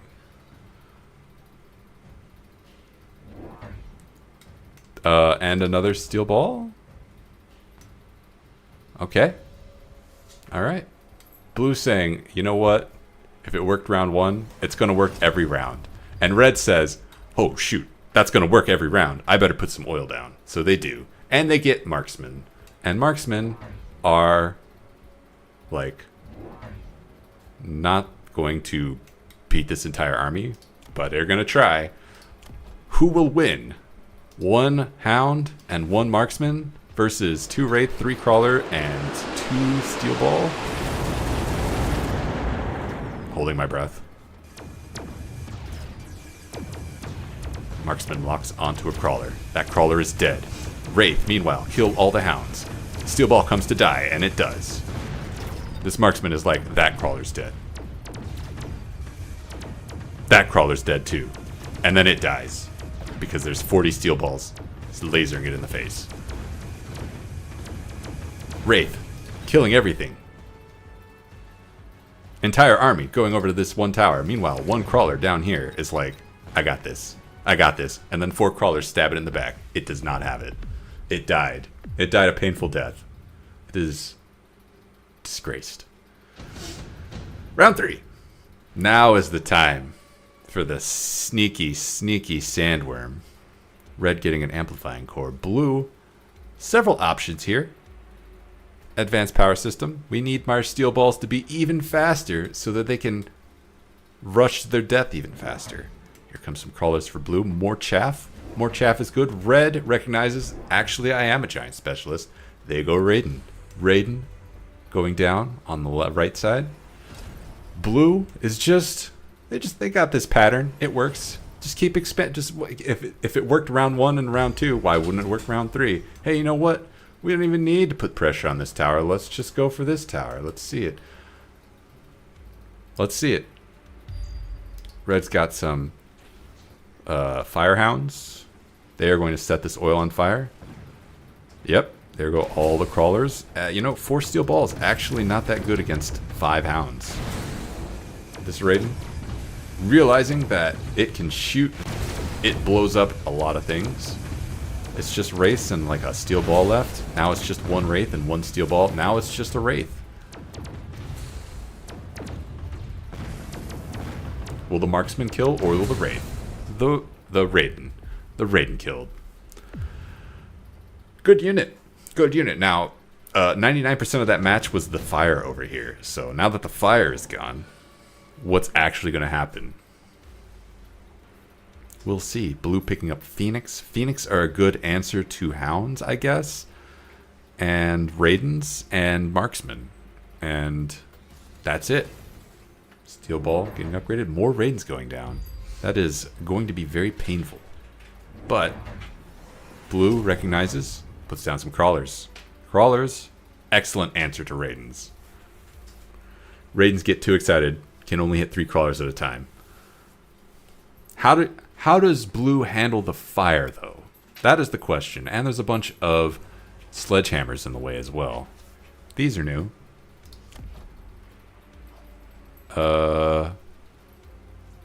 Yeah, I don't know. This doesn't seem like it's a proper answer yet. Will the steel balls get in? Will they wreck these hounds? Maybe. I think with the wraith that is going to fall over and this tower will get lasered down, the real question is, will it be enough? 2 Phoenix versus 3 Raiden. I would bet on the Raiden. Honestly, that's not a fair fight. Alright. A lot of crawlers get mopped up. The hounds are like, yes. And then they die instantly to steel balls and a wraith. Okay. Sorry, there are 4 Phoenix. This tower goes down. Now, red has 7 seconds to kill those Raidens. It's happening. One's down. Is that it? That's it? Phoenix get up close to the Raiden and die. That is not enough. Raidens mop up. There need to be more Phoenixes. Or just don't have the Phoenix fly within 5 feet of the Raidens. That's it, apparently. It's surrender. GG. You can't deal with that. Don't know how you deal with that. Put that one on the community board. Get the team, or get other players. What is it? Community challenges. Get other players to figure out how you beat that, because that is it. We are done. Let's move on. All right, there's a 1v1 match here. That's in round 1. Let's see it. Let's see. I should be betting on these. I could be getting so much insight. I could be losing so much insight. I could see. I don't know. Okay. Most of these matches have been MMR well above me, so I would bet on a player, and then that player would lose, and I would feel dumb. That's what I sign up for. Blue player, good options. Training specialist with Sabertooth. You got a fortified specialist, crawler, sledgehammer. Pretty good. Sabertooth, Arclight, sledgehammer. I like that one a lot. That one I feel like is a bit predictable, but kind of hard to beat. Phoenix beats all of that, but going Phoenix is, you know, you do it when you're winning. How you get to the winning part, that is up to you. Red. Okay, so red is the Amplify specialist, and they got Sabertooth Crawler. Sabertooth Crawler, very potent against this. Crawlers come in to die. Sabertooth cleans up. What is blue going to... Blue needs to pick something to counter that. Red needs to position themselves so that their Sabertooth get used. They need to read this aggro coming. Okay, marksman. That's interesting. So if blue probably wouldn't expect that, but if blue gets crawlers, they win. Blue hasn't picked anything yet. They picked fangs. Now, where are they going to put these fangs? Are they going to be putting behind the tower? Are they going to be... They are frontline chaff. That is bad news for red. There is no chaff clear on red's side. What is going to happen? Let's find out in just a moment. Match is beginning. Blue army and red army meet in now. Ooh. Okay. Red's chaff is cleared instantly. Considering 80% of Blue's army is chaff clear, that is to be expected. There's nothing to counter the sledgehammer, the Sabertooth. I forgot. I forgot that that was a thing. You need something with a lot of damage to kill these things, because they have a lot of hit points. Fangs march up to the marksman. Kill the marksman. Arclights plink away at the Sabertooth. Tower goes down. That is what it takes to take down a Sabertooth. They do it. And that's GG. First round goes to blue. Red. Easy counter, though. Easy counter. All you need is a little chaff clear. And those fangs are dead. And then once those fangs are dead, the Sabertooths will play. Rhino Assault for red. Rhino Assault for blue? Question mark. Here it comes. Think about it. Deployment module, also good. Quick teleport, I like. Extended range sledgehammer, interesting for someone who doesn't have sledgehammer. Oh, just kidding. They do have sledgehammer. I've got red and blue confused. That is a good pick. My bad. And they just put down more sledgehammer, which is... Okay. This is a setup. This is a setup round. All right. Besides, this rhino is going to kill this tower, and blue is going to completely collapse instantly. That is totally fine. Totally fine. Complete collapse. GG. What can you do? You just have to mind read where your opponent's going to put the rhino and then counter it by putting units that counter rhinos. What units counter rhinos?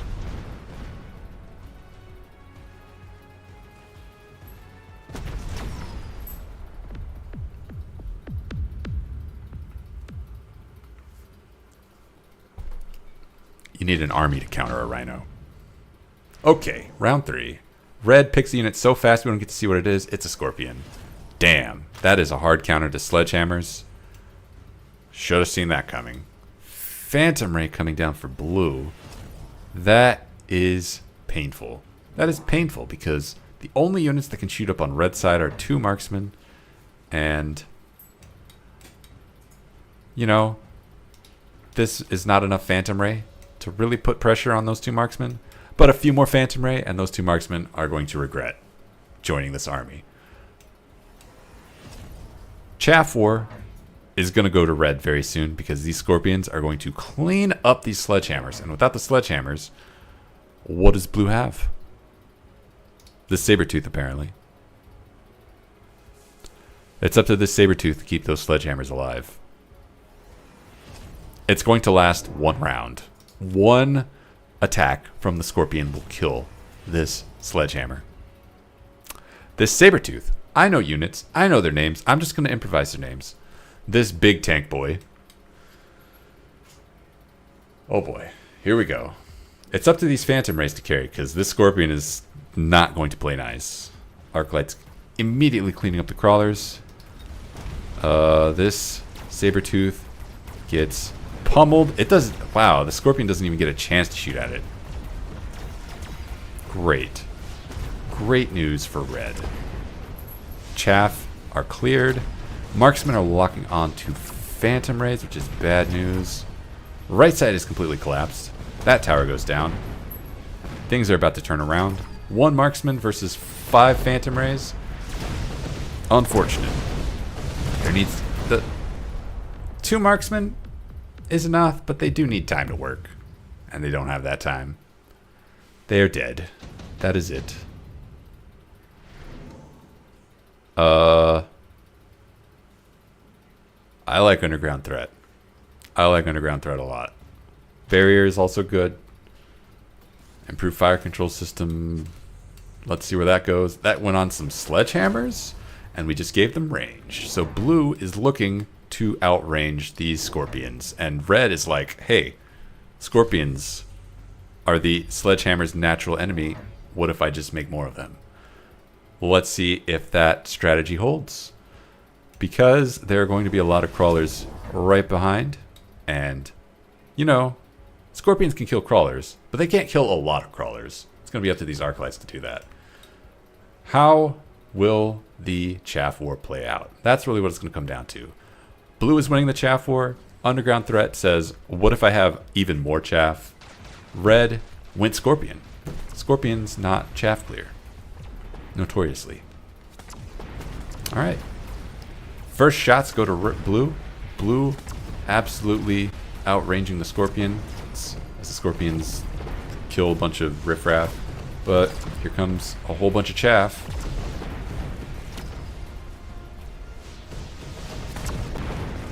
And it's a problem for red because the Scorpion, or it's a problem for blue because the Scorpions are locking on to the sledgehammers. And the marksmen are taking out the Phantom Rays. That is it. It's just Sledgehammer versus Scorpion. That is a fight I can bet on any day of the week. Actually, wait a minute. Hold on. The Sledgehammers won? I lost money? What? Oh my goodness. This fire support? This improved firepower control system made a difference? I did not know. I did not know.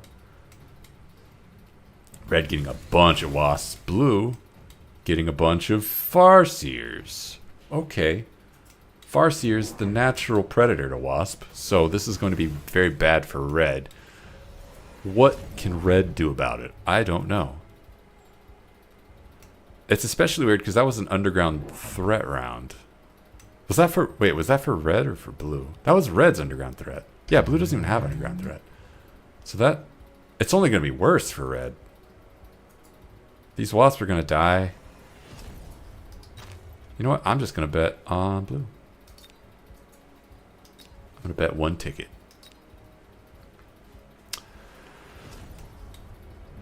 I have a feeling. These are countered by the scorpions, but they just not... Red is just not winning the chaff war. Fang shield. Will that make a difference? Let's find out.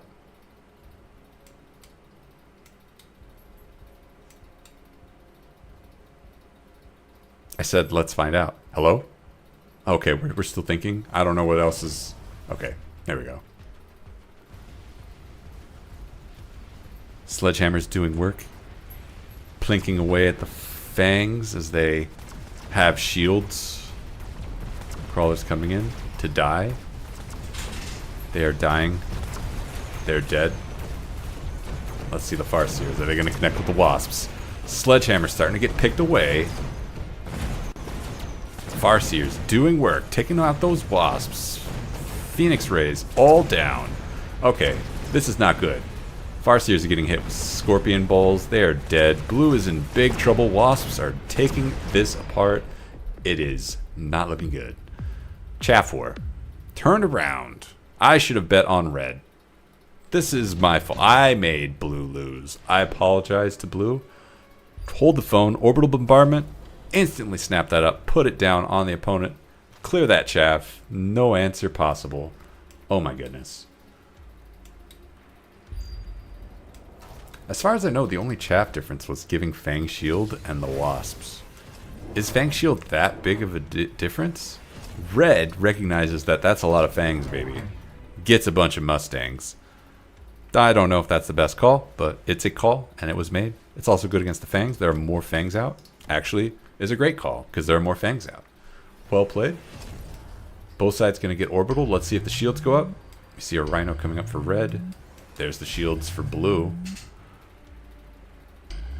There's the shields from red. Alright, so both sides recognize that this game has nasty, overpowered spells.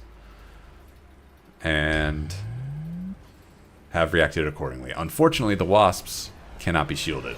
Let's see if they get blown away. Yep. There goes some Wasps. Okay, it could have been a lot worse. It could have been a lot worse. Just kidding. Just as I say that, a bunch of Wasps died. Great. Anyway, the battle is met. Rhino is here. Rhino taking a lot of Mustang fire so that the Wasps don't have to, but it dies to a Farseer missile, and a lot of Wasps are dead. Now it's just Scorpions versus Farseer. I don't know what kills that Scorpion. Then again, I said that last time about the Sledgehammers, and then the Sledgehammers killed anyway. Yeah, the Sledgehammer... What is going on with these Sledgehammers? Are they cheating? How are they killing Scorpions? I don't understand this game. Oh, it looks like one opponent has played scissors and one opponent has played rock. Oh my goodness, the scissors just cut the rock in half. What is going on? How is this game real? Let us see. Haste module for red. Meanwhile, blue has a choice. They could choose to skip. That's interesting. I saw redeployment there, and I thought redeployment would be very favorable to them. They could put a lot of pressure on the side that doesn't have all the Scorpions. But, you know, when you're winning, don't take advice from the crowd. just keep going with where you're going. EMP Sledgehammers to counter the Fang Shield, I guess. Maybe to counter the Scorpions. Is that how that works? Is that how the math works? These Sledgehammers do outrange the Scorpions. No, they don't. Just kidding. These are Siege Scorpions. You can't outrange these. They are unoutrageable. And also, they're going to immediately lock onto these Sledgehammers. That is brutal. Oh, no, I'm just kidding. Their fangs right here. They are not going to lock on automatically. Well, this one will.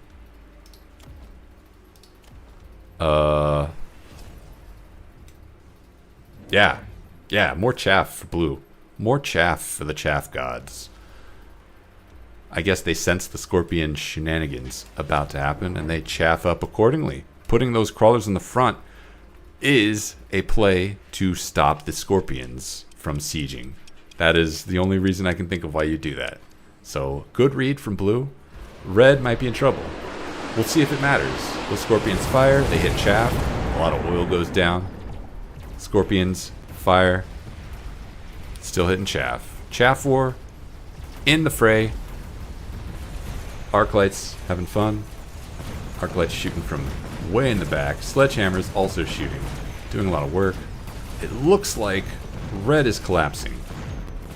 There's still a lot of Mustangs doing a lot of damage. There's a lot of fangs, though. A lot of fangs. And those scorpions are still doing a lot of damage. Not a lot of front line for red anymore. It's just scorpions now.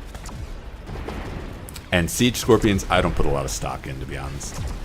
They're getting EMP'd. They revert back to normal shenanigans. I mean, what is going on here? This this singular sledgehammer has been scorpioned 3 times, and it killed a scorpion.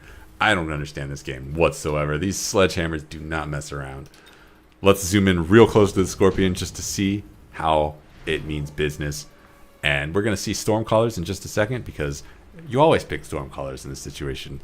No one has anti-missile. No one has missiles. You pick Stormcaller and your opponent, and then you build more Stormcallers. And no matter what your opponent does, they get punished. Raiden, okay. Raiden is also a choice. That is to counter the sledgehammers, I guess. Sledgehammers notoriously cannot shoot at Raidens. Both sides sell the Raidens, so just kidding. They were just picking that up to sell. I would have thought Stormcaller would be a really good pick. Stormcaller good for both sides. Only good for 1 round, but if you only need 1 round, that's all you need. That's a sentence that I just said. And this is also a sentence that I said. Oil going down for blue. Going to make red very unhappy, but these scorpions may not care. They are... Oh, anti-missile going down. It looks like blue recognizes that Stormcallers would have been the best pick for their opponent. Reacting accordingly. Big chaff push here. Coming down the center. These scorpions need to do a lot of damage to these sledgehammers, because these sledgehammers are apparently cheating. They're breaking the rules. Who knows what beats these sledgehammers, but it's not scorpions. So, let's see what red can do. Alright, we don't get to witness. We get a slideshow, that's fine. A lot of fire down, killing a lot of blue's chaff. There are Stormcallers. What? You didn't pick Stormcaller, though. You built them anyway? I don't understand. This is beyond me. A lot of fire, though. Very bad news for blue. Nothing blue can do.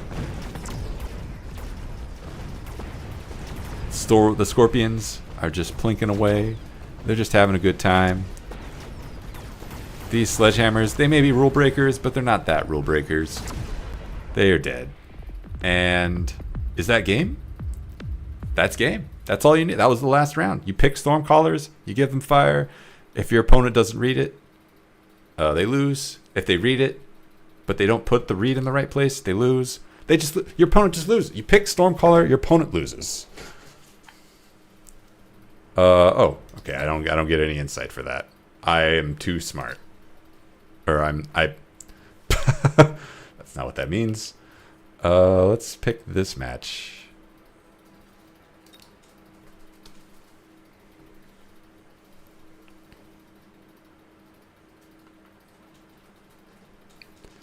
Sticky oil from a sticky oil bomb can be ignited with fire.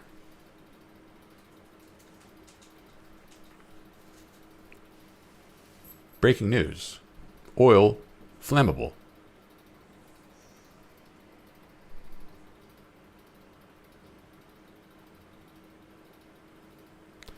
Spectator delay is enabled in this battle. So, what do we have to look forward to? A match? Yeah, I don't know. now that I know that spectator delay is a thing, I should be prepared for it. Oh, do you wanna hop up? Do you wanna help? Do you wanna provide a little bit of commentary? You just want to be pet. We all just want to be pet. The life of a doge.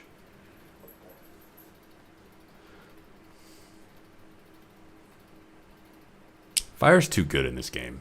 Fire is absolutely bonkers. I don't understand. It's just like, here's the line of fire. Your army is invalid. Cool. Yeah.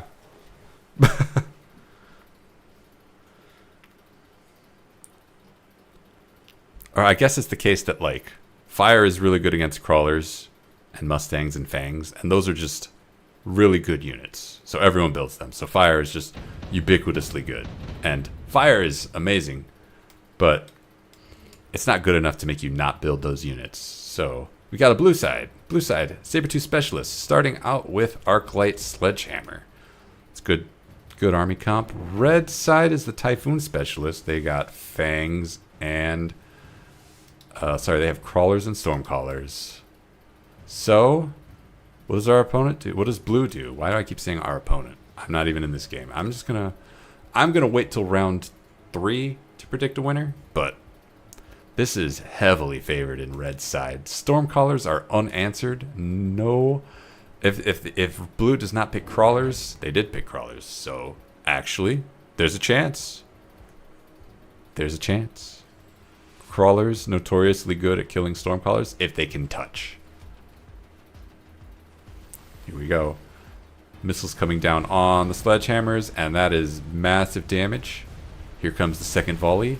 These crawlers are not here to absorb any missiles.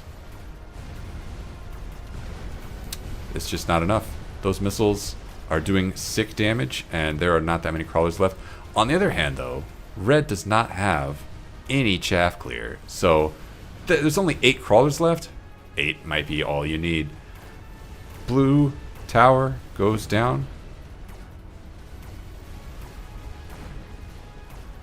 And it looks like that's all the crawlers. There's like 2 crawlers left. 2 crawlers left. Can 2 crawlers take on all of these? Nope, they cannot. So that is it. These stormcallers are going to clean up for red. Behold. Clean up.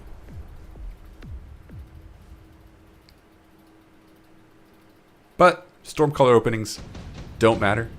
Stormcallers, very easy to counter. Let's see the counter. Watch as blue picks exactly the units to counter to stormcallers. Mass-produced fortress is not what I was going to say. That is a very interesting card to pick. Of these 4 choices, I would have picked not that one. I would have picked any other card. Skip, that's perfectly fair. Smart marksman only makes sense if you have marksman. Mass-produced overlord, I don't know why you would ever build overlords, like, at all. Blue over here expanding into the flanks. Red, meanwhile, is setting up more chaff. Sorry, they're setting up arc lights. That is not chaff. Arc lights are chaff clear. So, this should be even more devastating for blue, because blue does not have a proper answer to these stormcallers. They have these crawlers here. It's not bad. Not going to do much, but you know. The thought process is there. Diverting these first strike of missiles. Saving the sledgehammers. Actually, they saved the sledgehammers long enough for the other crawlers to show up. That is actually really good. These sledgehammers are still alive. They can do massive damage, and these stormcallers are still focused on crawlers. All of the crawlers are... they're not going to accomplish anything at this point, but there are still a lot of sledgehammers on the field. These stormcallers are getting stretched apart. This tower goes down, and that's bad news, because it's only 3 stormcallers versus this many sledgehammers. That is not a fair fight. That is not a fair fight at all. Of course, these stormcallers will do massive damage, but 3 paper does beat 1 scissors. That is, in fact, a true. So blue has the advantage. Both sides pick hounds. And blue gets their Sabertooth. That is interesting that red is putting their hounds here. I don't understand that move. They are signing up their hounds to die? Okay. There's got to be more coming. There's more coming soon. Blue getting Mechanical Rage. Excellent counter to Stormcallers. And the Sabertooth, also an excellent counter to Stormcallers. If it gets the anti-missile. Which it doesn't have. Just kidding. It's not getting that. I don't know what this Sabertooth is going to accomplish. But, you know, he's just happy to be here. Hound Fire. Hound Fire, interestingly, a good counter to Crawlers. But that's not the threat. There's no Crawler threat. Is that going to pay off? Will this decision give the Stormcallers the space that they need to start racking up kills? This is going to be hard. Hard battle for red. Hard battle because at this point they're getting surrounded. And Sledgehammers with Mechanical Rage, they are mean to Stormcallers. They do not play nice. Let's see. A lot of fire goes down. Fire hot. Does a lot of damage to Crawlers.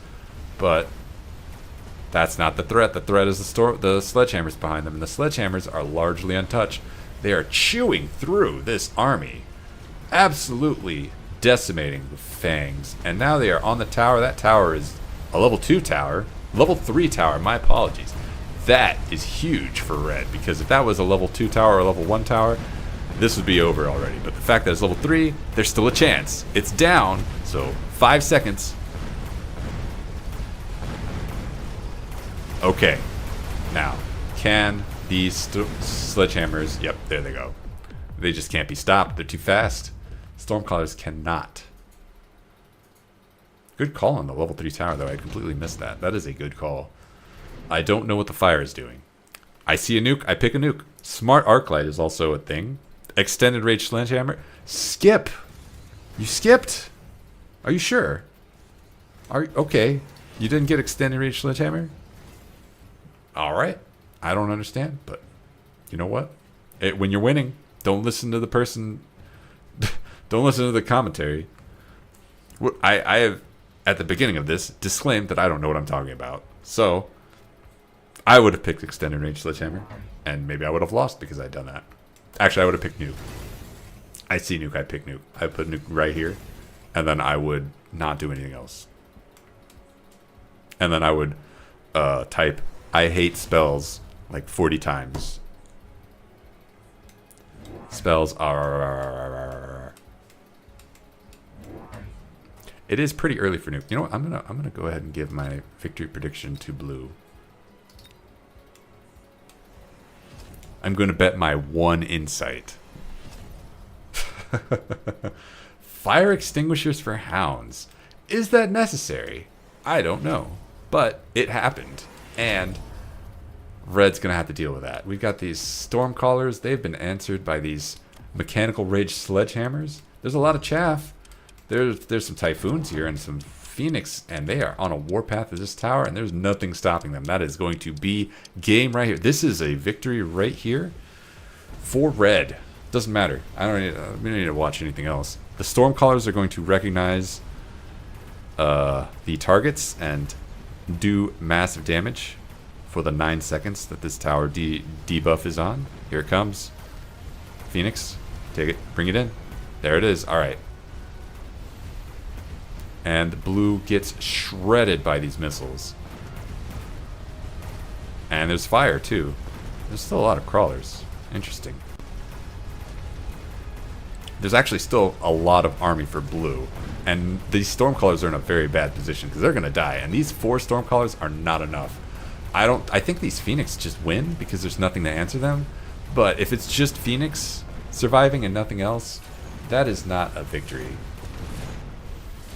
Yeah, this is completely obliterated. These guys are going to mop up the Typhoons down here, and then it's just 2 Phoenix. And that's not something to be proud of. Because the 2 Phoenix, super easy to answer. Super easy to answer. With Phoenix. Phoenix are answered by Phoenix. They're also answered by marksmen. They're also answered by Raidens, I guess. Oh, advanced offensive tactics. Out of these 4 cards, you picked advanced offensive tactics. My goodness, you are very confident in your victory. I am glad I voted for you. Yes. Orbital Javelin. Not great for this board, but I expect Giants to start coming down, and Orbital Javelin is good against that. Nuke. Yeah. This is a board that I would nuke. Here, we got some steel balls to answer the Phoenix. That is an answer? Just kidding. We're going to see the answer in just a moment. The answer isn't here yet. Oh, where's those steel balls going? Where are they going? Sorry, I spaced out. Where did there were 2 sets of steel balls. Where is the second set? I don't know where they are. I don't know what's up with the Maybe they got sold. That doesn't make any sense. Did I hallucinate the steel balls? Maybe there were never 2 sets of steel balls. Maybe I was wrong. We got a flank here. Some hound flank. That's an interesting flank. I don't know if I agree with that. I would have... oh, there's the balls. Okay, I'm not crazy. What are the balls doing there? What is the function of these balls? What is countering these Phoenix? These Phoenix that have quantum reassembly? Question mark? There's only 2 of them. What is happening in this game? Oh, there's more Phoenix though down here. Okay, I see. Arclights are like, what? Hounds, bruh? What are you doing? I got this. And then the Phoenix are like, no you don't. You're dead.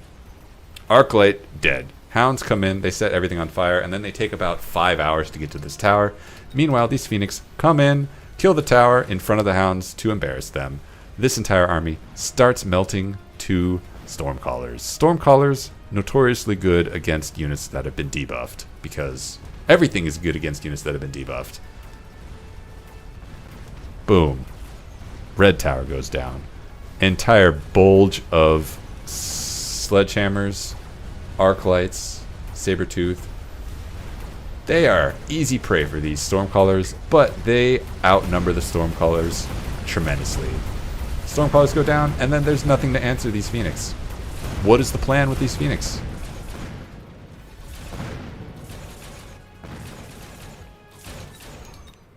It's not a victory if you win with just Phoenix, but each one of these does level these guys up, and once they get to a certain point, that becomes a problem for you. You do need to answer these. We're going for the Wasps. Wasps are an answer to Phoenix, I suppose. Going down here. We're here to answer the Hounds and the Phoenix. Good job. Meanwhile, up here, we have a very sizable army is about to be met with a Vulcan with armor. Now that is a massive problem for Blue. What can he do about that? Seriously, how do you beat Vulcan with armor? Like, what's the protocol? I genuinely don't know.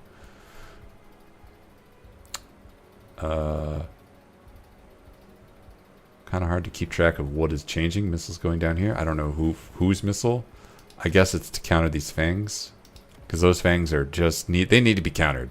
Let's be real. These fangs are pivotal in this game. What is this? There's Phoenix down here? Why would you put Phoenix down there? That's a very strange place. They're just going to get caught on these crawlers. Maybe they won't, because they're warping in.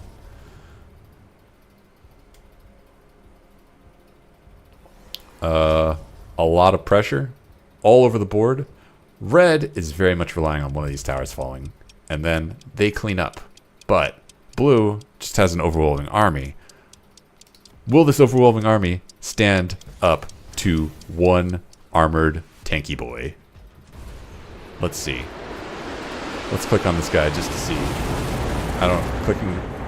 To see the damage pile up. That's a lot of damage. Meanwhile, the Wasps cleaning up the Phoenix. All of the Phoenix are dead. Incredible.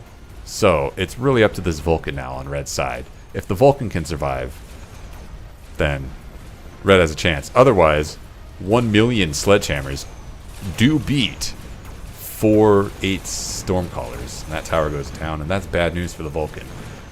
Both towers down. That's real bad news for the Vulcan. Vulcan also is automatically going to lose because can't fight wasps. Yeah. Yeah, I mean, that's just bad news. It's just bad news. What can you do? Seriously, I don't actually know what you can do. I know there's an answer. Like melting point? Is melting point correct? I don't think melting point is correct. Because I think your opponent just puts chaff in front of their Vulcan, and then your melting point is like, I know what's valuable. I'm going to shoot a crawler. Give me 10 seconds to kill this singular crawler. And then you upgrade them to shoot 5 beams, and they're like, I can kill 5 crawlers. I am contributing. I cost 650 cash, and that crawler costs 100 cash. I need a raise. Give me 200 credits, and then I will kill those crawlers even harder. Not faster, harder. Let's see. Blue got some Sabertooths. Got double strike on them. That'll kill the Vulcans. That will absolutely kill the Vulcans. Is that something that red can respond to?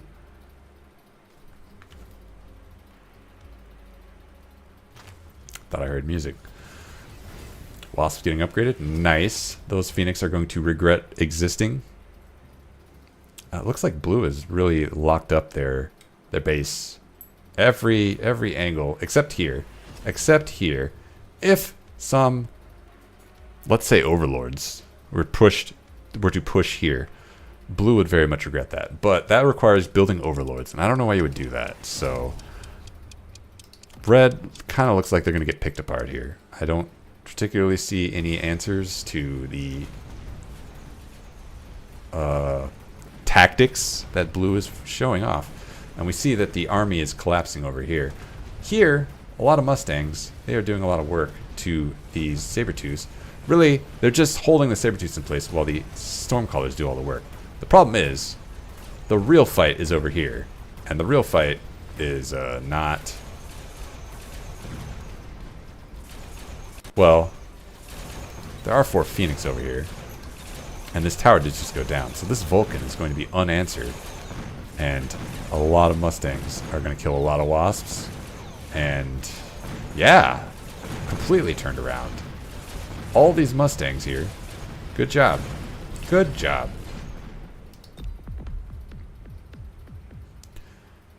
This entire push on this left side by blue relies on taking down this Vulcan, and a Vulcan with armor apparently not answered by Sabertooth. That is not the answer. Not yet.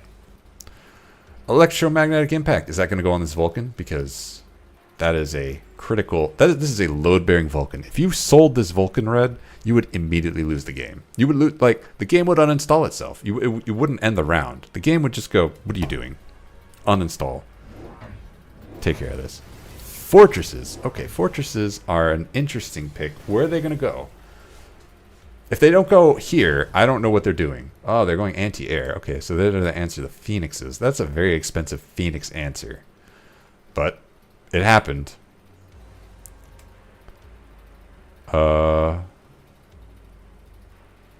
Right. Red, meanwhile, has a lot of Phoenixes, has a lot of Mustangs. They need to be disassembled. They need to be disassembled.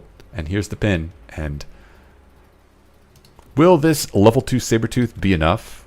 There's no chaff in front. And chaff in front wouldn't do much because there's hounds here already.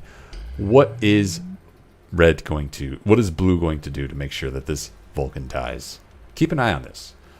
Down here, shield. This tower is in danger, but I think this fortress will hold the fort for a while. No pun intended. It's just going down for both sides. Yeah, EMP on this Vulcan. Absolutely going to turn off the armor. Absolutely going to turn the tide. But didn't shield it. Okay, I was expecting that to get shielded because I assume red recognizes that that Vulcan is a load-bearing Vulcan. Yeah, without armor, that Vulcan is just like, I'll just die. What if I just die? A hound sneezed on me. I feel bad. I'm dead. All the Phoenixes die, but they come back because that's how Phoenixes work. Doesn't matter though, because they're dead. They're dead, Jim. Once that tower goes down, we should see a massive wave of death. Wipe across, smother these Stormcallers, crush these Phoenixes. It's just Mustangs left, and Mustangs notoriously not that good against level 9 sledgehammers with mechanical rage.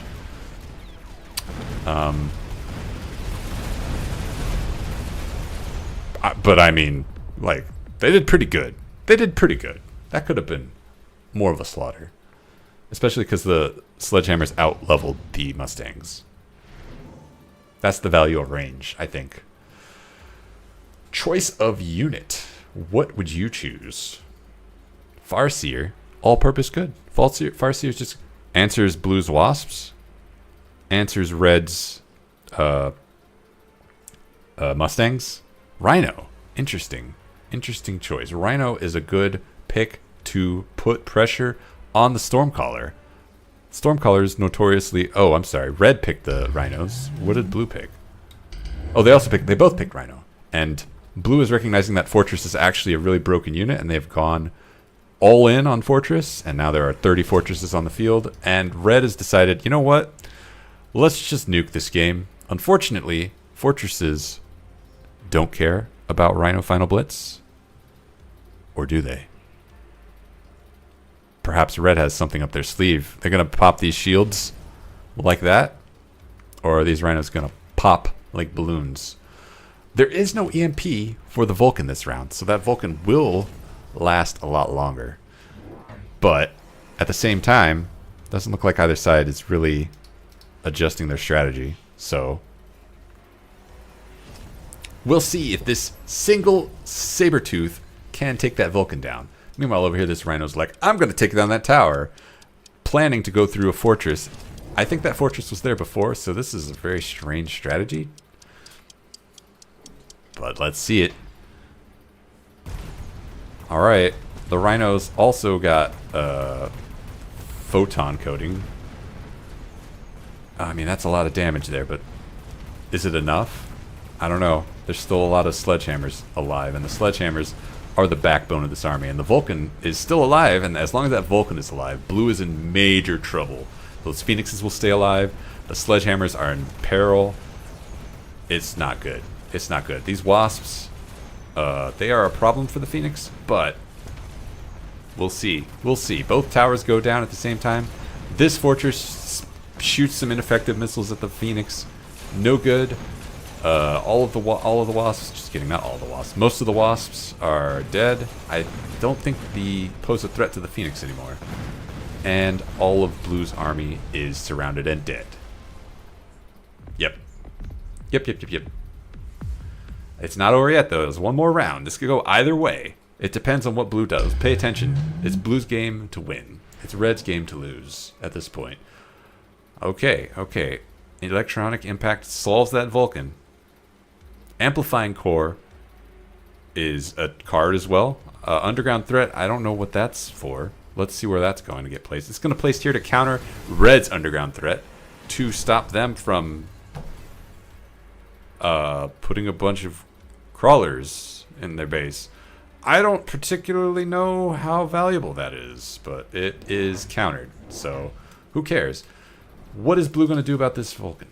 It's a level 4 Vulcan now. It's got a lot of hit points. It's got a lot of armor. Blue does also have the option of, if they can just hold on one more round, they'll get an EM impact next round. And yeah, that'll turn things around. Oil going down here. Really going to make sure that Blue does not get a chance to collapse on the left side. We want to keep them as bay as long as possible. Red is very happy with what's planned here. Oil going down, but that oil is not going to do much.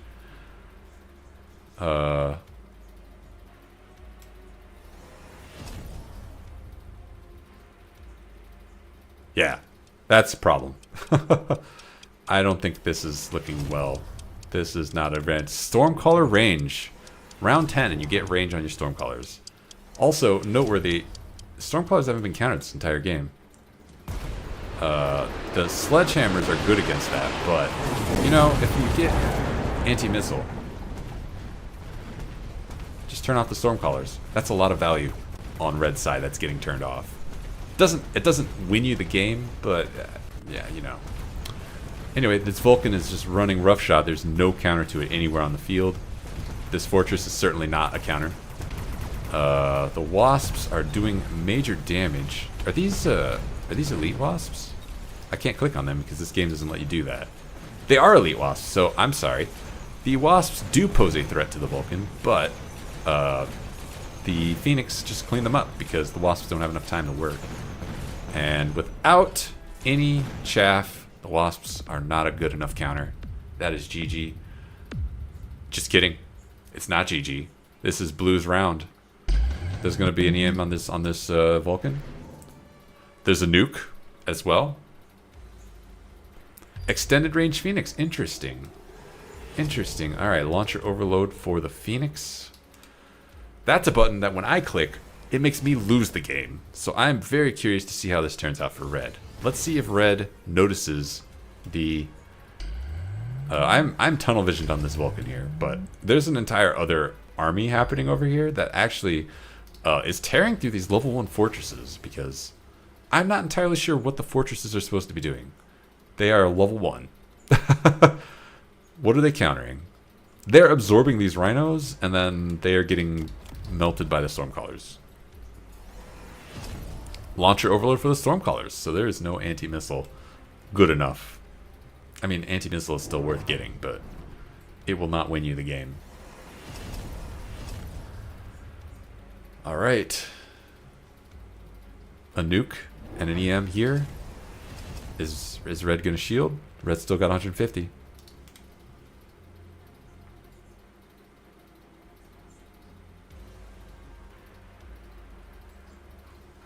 Nope. That's it. That's all she wrote. So what's probably going to happen is this side is going to collapse incredibly fast. This side is going to collapse for blue. But blue's bulk of blue's army will just sweep across here, wipe everything out. Let's see if that comes to pass. Well, we don't get to see it. We get a slideshow of it.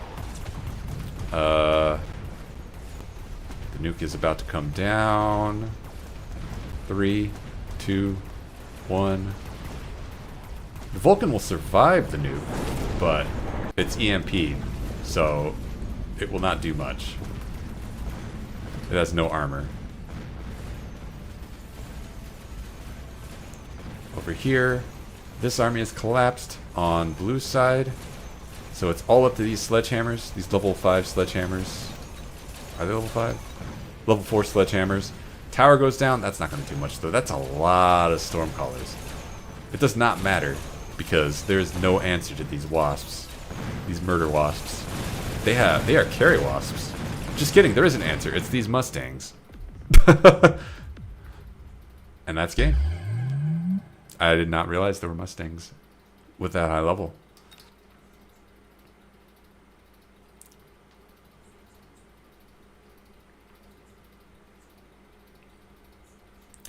Hey, you know what? Let's do one more. I'm going to focus less on trying to be smart and focus more on just narrating what happens.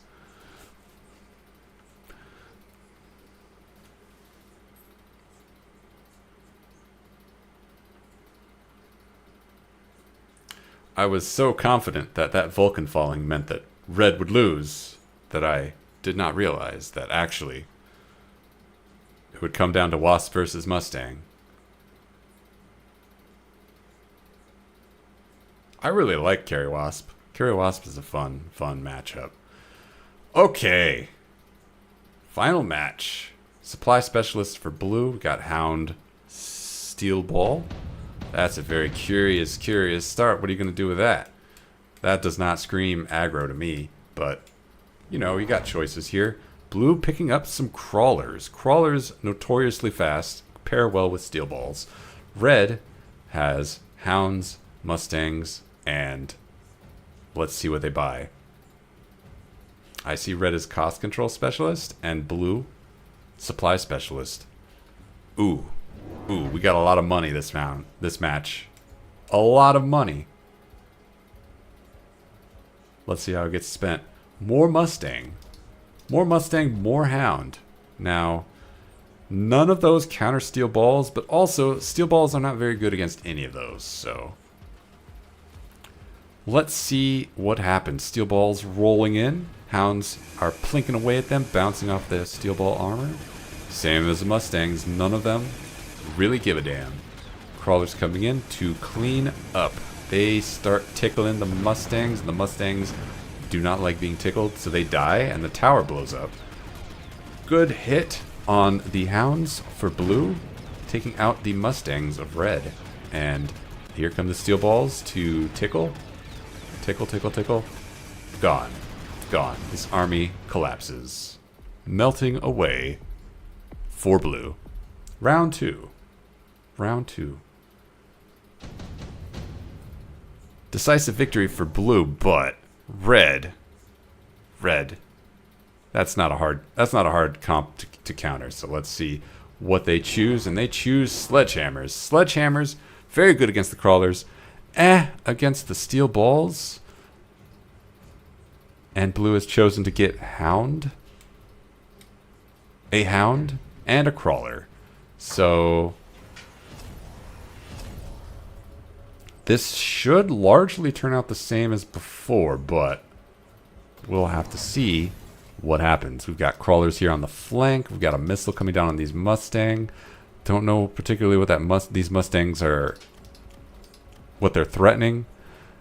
Blue also getting a Mustang because everyone gets Mustang. You don't want to feel left out. Here come the steel balls. They roll in. They lock on to one sledgehammer at a time. Very, very tedious work. And they are getting tickled by the Mustangs and the Hounds. And the steel balls, they got a lot of hit points. So, you know, they can take it. Meanwhile, the flank comes in, takes out the tower. Bad news for red because these steel balls, they got lasers. They got lasers that hurt.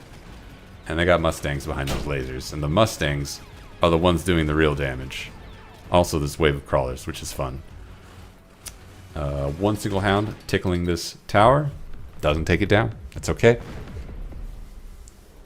Wouldn't have mattered. Round 3. Now we see the sledgehammers start to pay off, right? This is where the sledgehammer strategy... Just kidding. It's Hounds and fire. We're going to set the steel balls on fire. They hate that. Steel balls hate fire.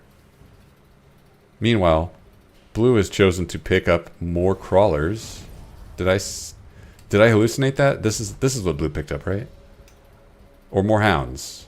I don't know what blue picked. Blue did a thing. Blue is playing this game. Red went Hound with fire. Here comes the fire. Crawlers hate that. The flank is completely obliterated. Now come 2 packs of steel balls. How far are they going to get? They get through the Hounds. They get through the sledgehammers. Just kidding. They get halfway through the sledgehammers, and they are starting to fall because this is a mighty army right behind these sledgehammers. I say mighty, I mean it's all right. It's a lot of DPS. Let's just say that. It is overwhelming the steel balls hit points. If these were like level 2, level 3 steel balls, it might be a different story, but they're not.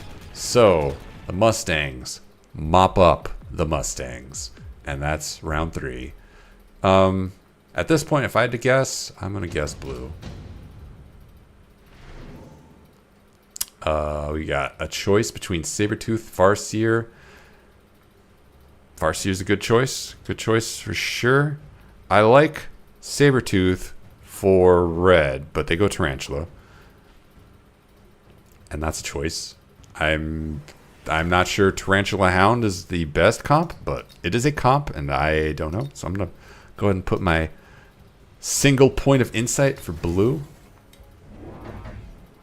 Thus sealing their defeat. Apologies to the blue player. I did not mean to make you lose, but I had to pick someone. And I'm not that sorry. Red going Mustang range. Blue also going Mustang range. And we see missiles going down. We see Farseers ready to intercept missiles, but I don't particularly... there's too many Hounds. There's too many Hounds for 2 Farseers to shoot all the fire down. So I'm not particularly sure that's going to be very effective. Fangs coming out. ready to justify the purchase of Mustangs for blue. And you see the fangs are there. And then the hounds upgrade. Great stuff. Thinking about getting some oil. We're going to put it here maybe? Oil. Slow down this aggro. Slow down the balls. Oh, we're putting it here. That will be devastating for blue. Everything's on fire. All of the crawlers die. It's just 4 steel balls with no protection. And they are no match for this many Mustangs. Instantly die. Unfortunately, the fire is still there. And the Mustangs continue to push forward. What are they going to do? Oh, actually they have range. Just kidding. Totally fine. They know their limits. They stay at range. They plink away at this Farseer, mopping things up. It's Mustang versus with fire. It's weirdly... yeah, there we go. I was going to say, it's weirdly even though blue is devastatingly outnumbered. Alright, smoke bomb for red. Blue not picking anything. That's fine. Don't need it. Where's that smoke bomb going? It's going to slow down these steel balls, I'm guessing. That is a good place for it. Excellent pick. Blue choosing to take out a Mustang pack, but they're not taking out these. They're taking out this one. Curious. I don't understand the Farseer play. I'm guessing that's to slow down the fire. I'm just guessing. Farseer is a good unit, but doesn't particularly counter anything on this board.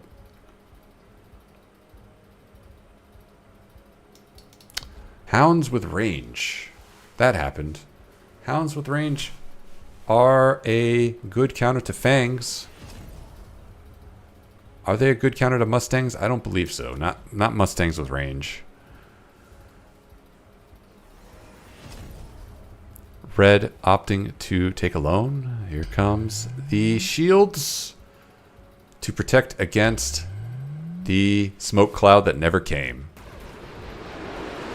Smoke is down, and blue has got to be sad about that. Those shields alone are a problem. Getting through those shields costs blue a third of their army. And there's no steel balls left, and it's just the Farseer is a threat at this point, and that is not a threat. They don't even take out the right shield. Wow, that is a problem and a half. Mustangs in the back, cleaning up, picking up a lot of XP for red.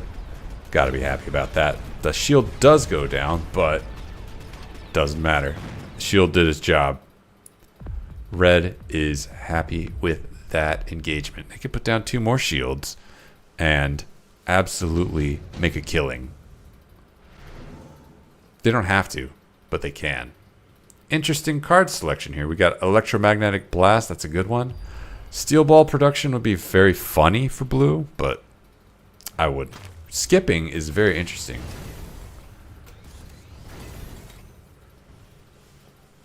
I feel like EMP Blast is very good against aggro, just to slow them down. Even not even to disable text, just to slow them down, but it's okay. Shields are going up for blue. Anticipating getting EM blasted, but it's not going to happen. That smoke cloud is a massive problem. Let's see what red does. If red recognizes that they have a potential to really put the screws in on blue on the left side, that could be a problem. Just for this round, but, you know, a problem for this round. Can very quickly snowball. Oil going down for blue. Okay.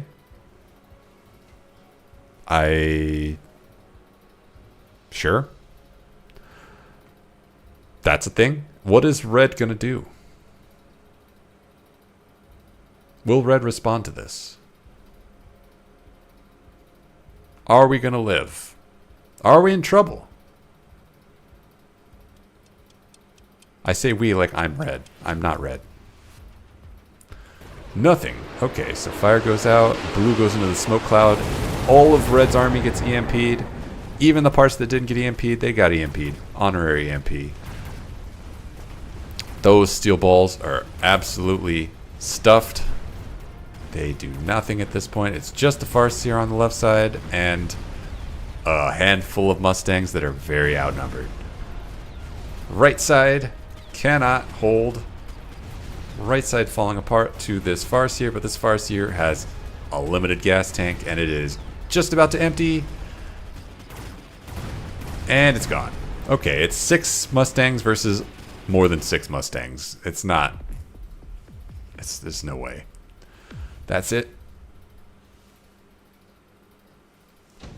Now, the smoke cloud is gone, so red needs to recognize that there is a vulnerability here. Blue sees an opportunity to push. Pick Scorpions. Red. Are you going to pick the Stormcallers? Are you going to pick the Scorpion? Are you going to pick... oh, the Stormcaller. Yeah, that's a good pick. That's what I would have picked. Crawlers here to distract. Split the army of red. But Stormcallers here, they're going to turn this fight around.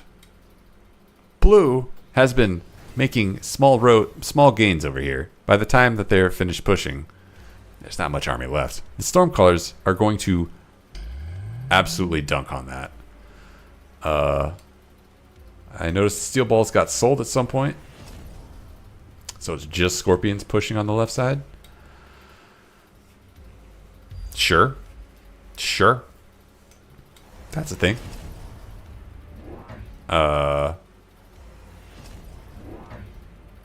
Sandworm. There you are. Welcome to the game. You get armor as well. You're going to make the Mustangs very sad. And you go right in the front where the Steel Balls were. Steel Balls, you have been promoted to Sandworms. Go forth and frustrate your opponent. Notoriously difficult to counter. There is nothing on this board. Now, red could get a melting point, but let's see the fight. A lot of fire goes out, which is to be expected. All the shields go down instantly. The Mustangs on blue side are not that numerous, and they're getting plinked away by Stormcallers. Stormcallers doing quite a bit of damage, but this Sandworm poses a huge threat because nothing that red has can take it down. It is going to run all over this army. It gets killed after kill. Farseer in the back just dies. You know, it's too excited. And 3 Scorpions, a Sandworm, and I don't know, 5 Mustangs win. That's a victory. Red needs to answer it. Red needs to answer it, and they're picking a Lightning Storm, and a Lightning Storm is a good pick, but that is not an answer to the Sandworm. That's just a good pick. We still need to see what they come up with. Oil going down over here, put pressure on this. I think the Stormcrawlers here have kind of turned this around, but blue could easily say, hey, go away, put down 2 anti-missile things. Red's in trouble if that happens. Doesn't look like that's going to happen. Just kidding, they just got anti-missile on the Farseers. So red is in trouble on both fronts. How are they going to respond? They have one unit left to pick. I guess they what do they get? Focus. I'm focused on what red is about to do. That is going to decide this game. Raiden. Okay, there's a Raiden. Raiden on the left, Raiden on the right. Doesn't matter. It's going to be the deciding factor. EMP Raiden. Not my choice of EMP, but what do I know? Let's see the Raiden melt the Sandworm and then move on. Now, here's a question.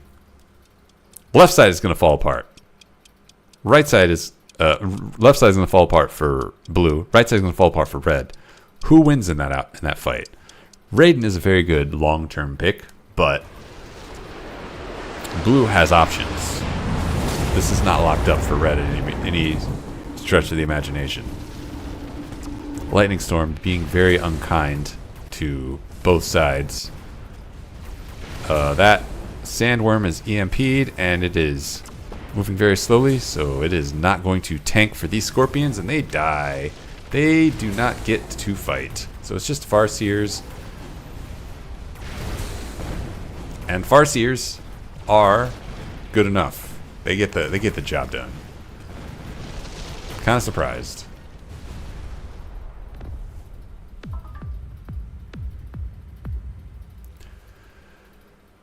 Okay. Sandworm remains a problem. Wow, game is really lagging. Melting point. That is a good answer for sandworm. The only problem is blue picked it. Blue does not counter their own sandworm.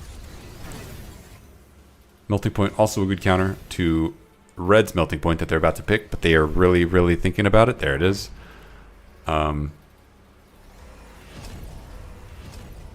Where these melting points go could be the deciding factor. Now, that sandworm saying, hey, I bet there's a melting point in front of me. I'm going to this other tower. Bad news for red, because that melting point is not going to stop anything. This melting point over here might. There's a lot of chaff on blue's side.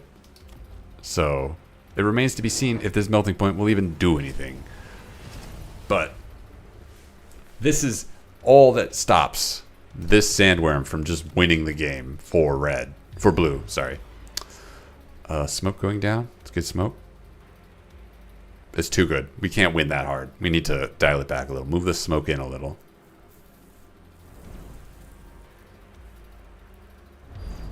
There it is. Put it back down.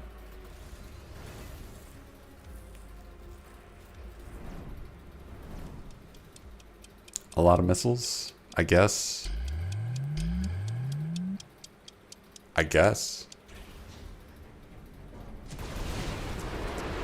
Alright. Watch the trajectory of this sandworm. I mean, you can't watch it because this is a slideshow, but pretend that you see the trajectory of the sandworm. There it is. It is on a mission. Oh, wait, I'm sorry. That is not the sandworm. This is the sandworm. What is this? 2 sandworms? Now I've seen everything. Yep. So it made it to the tower, but the tower was destroyed by the time it got there. So the sandworm was a distraction. Whoops. I don't know what's going on in this game at all. I'm going to quit while I'm ahead, which I'm not. Did I...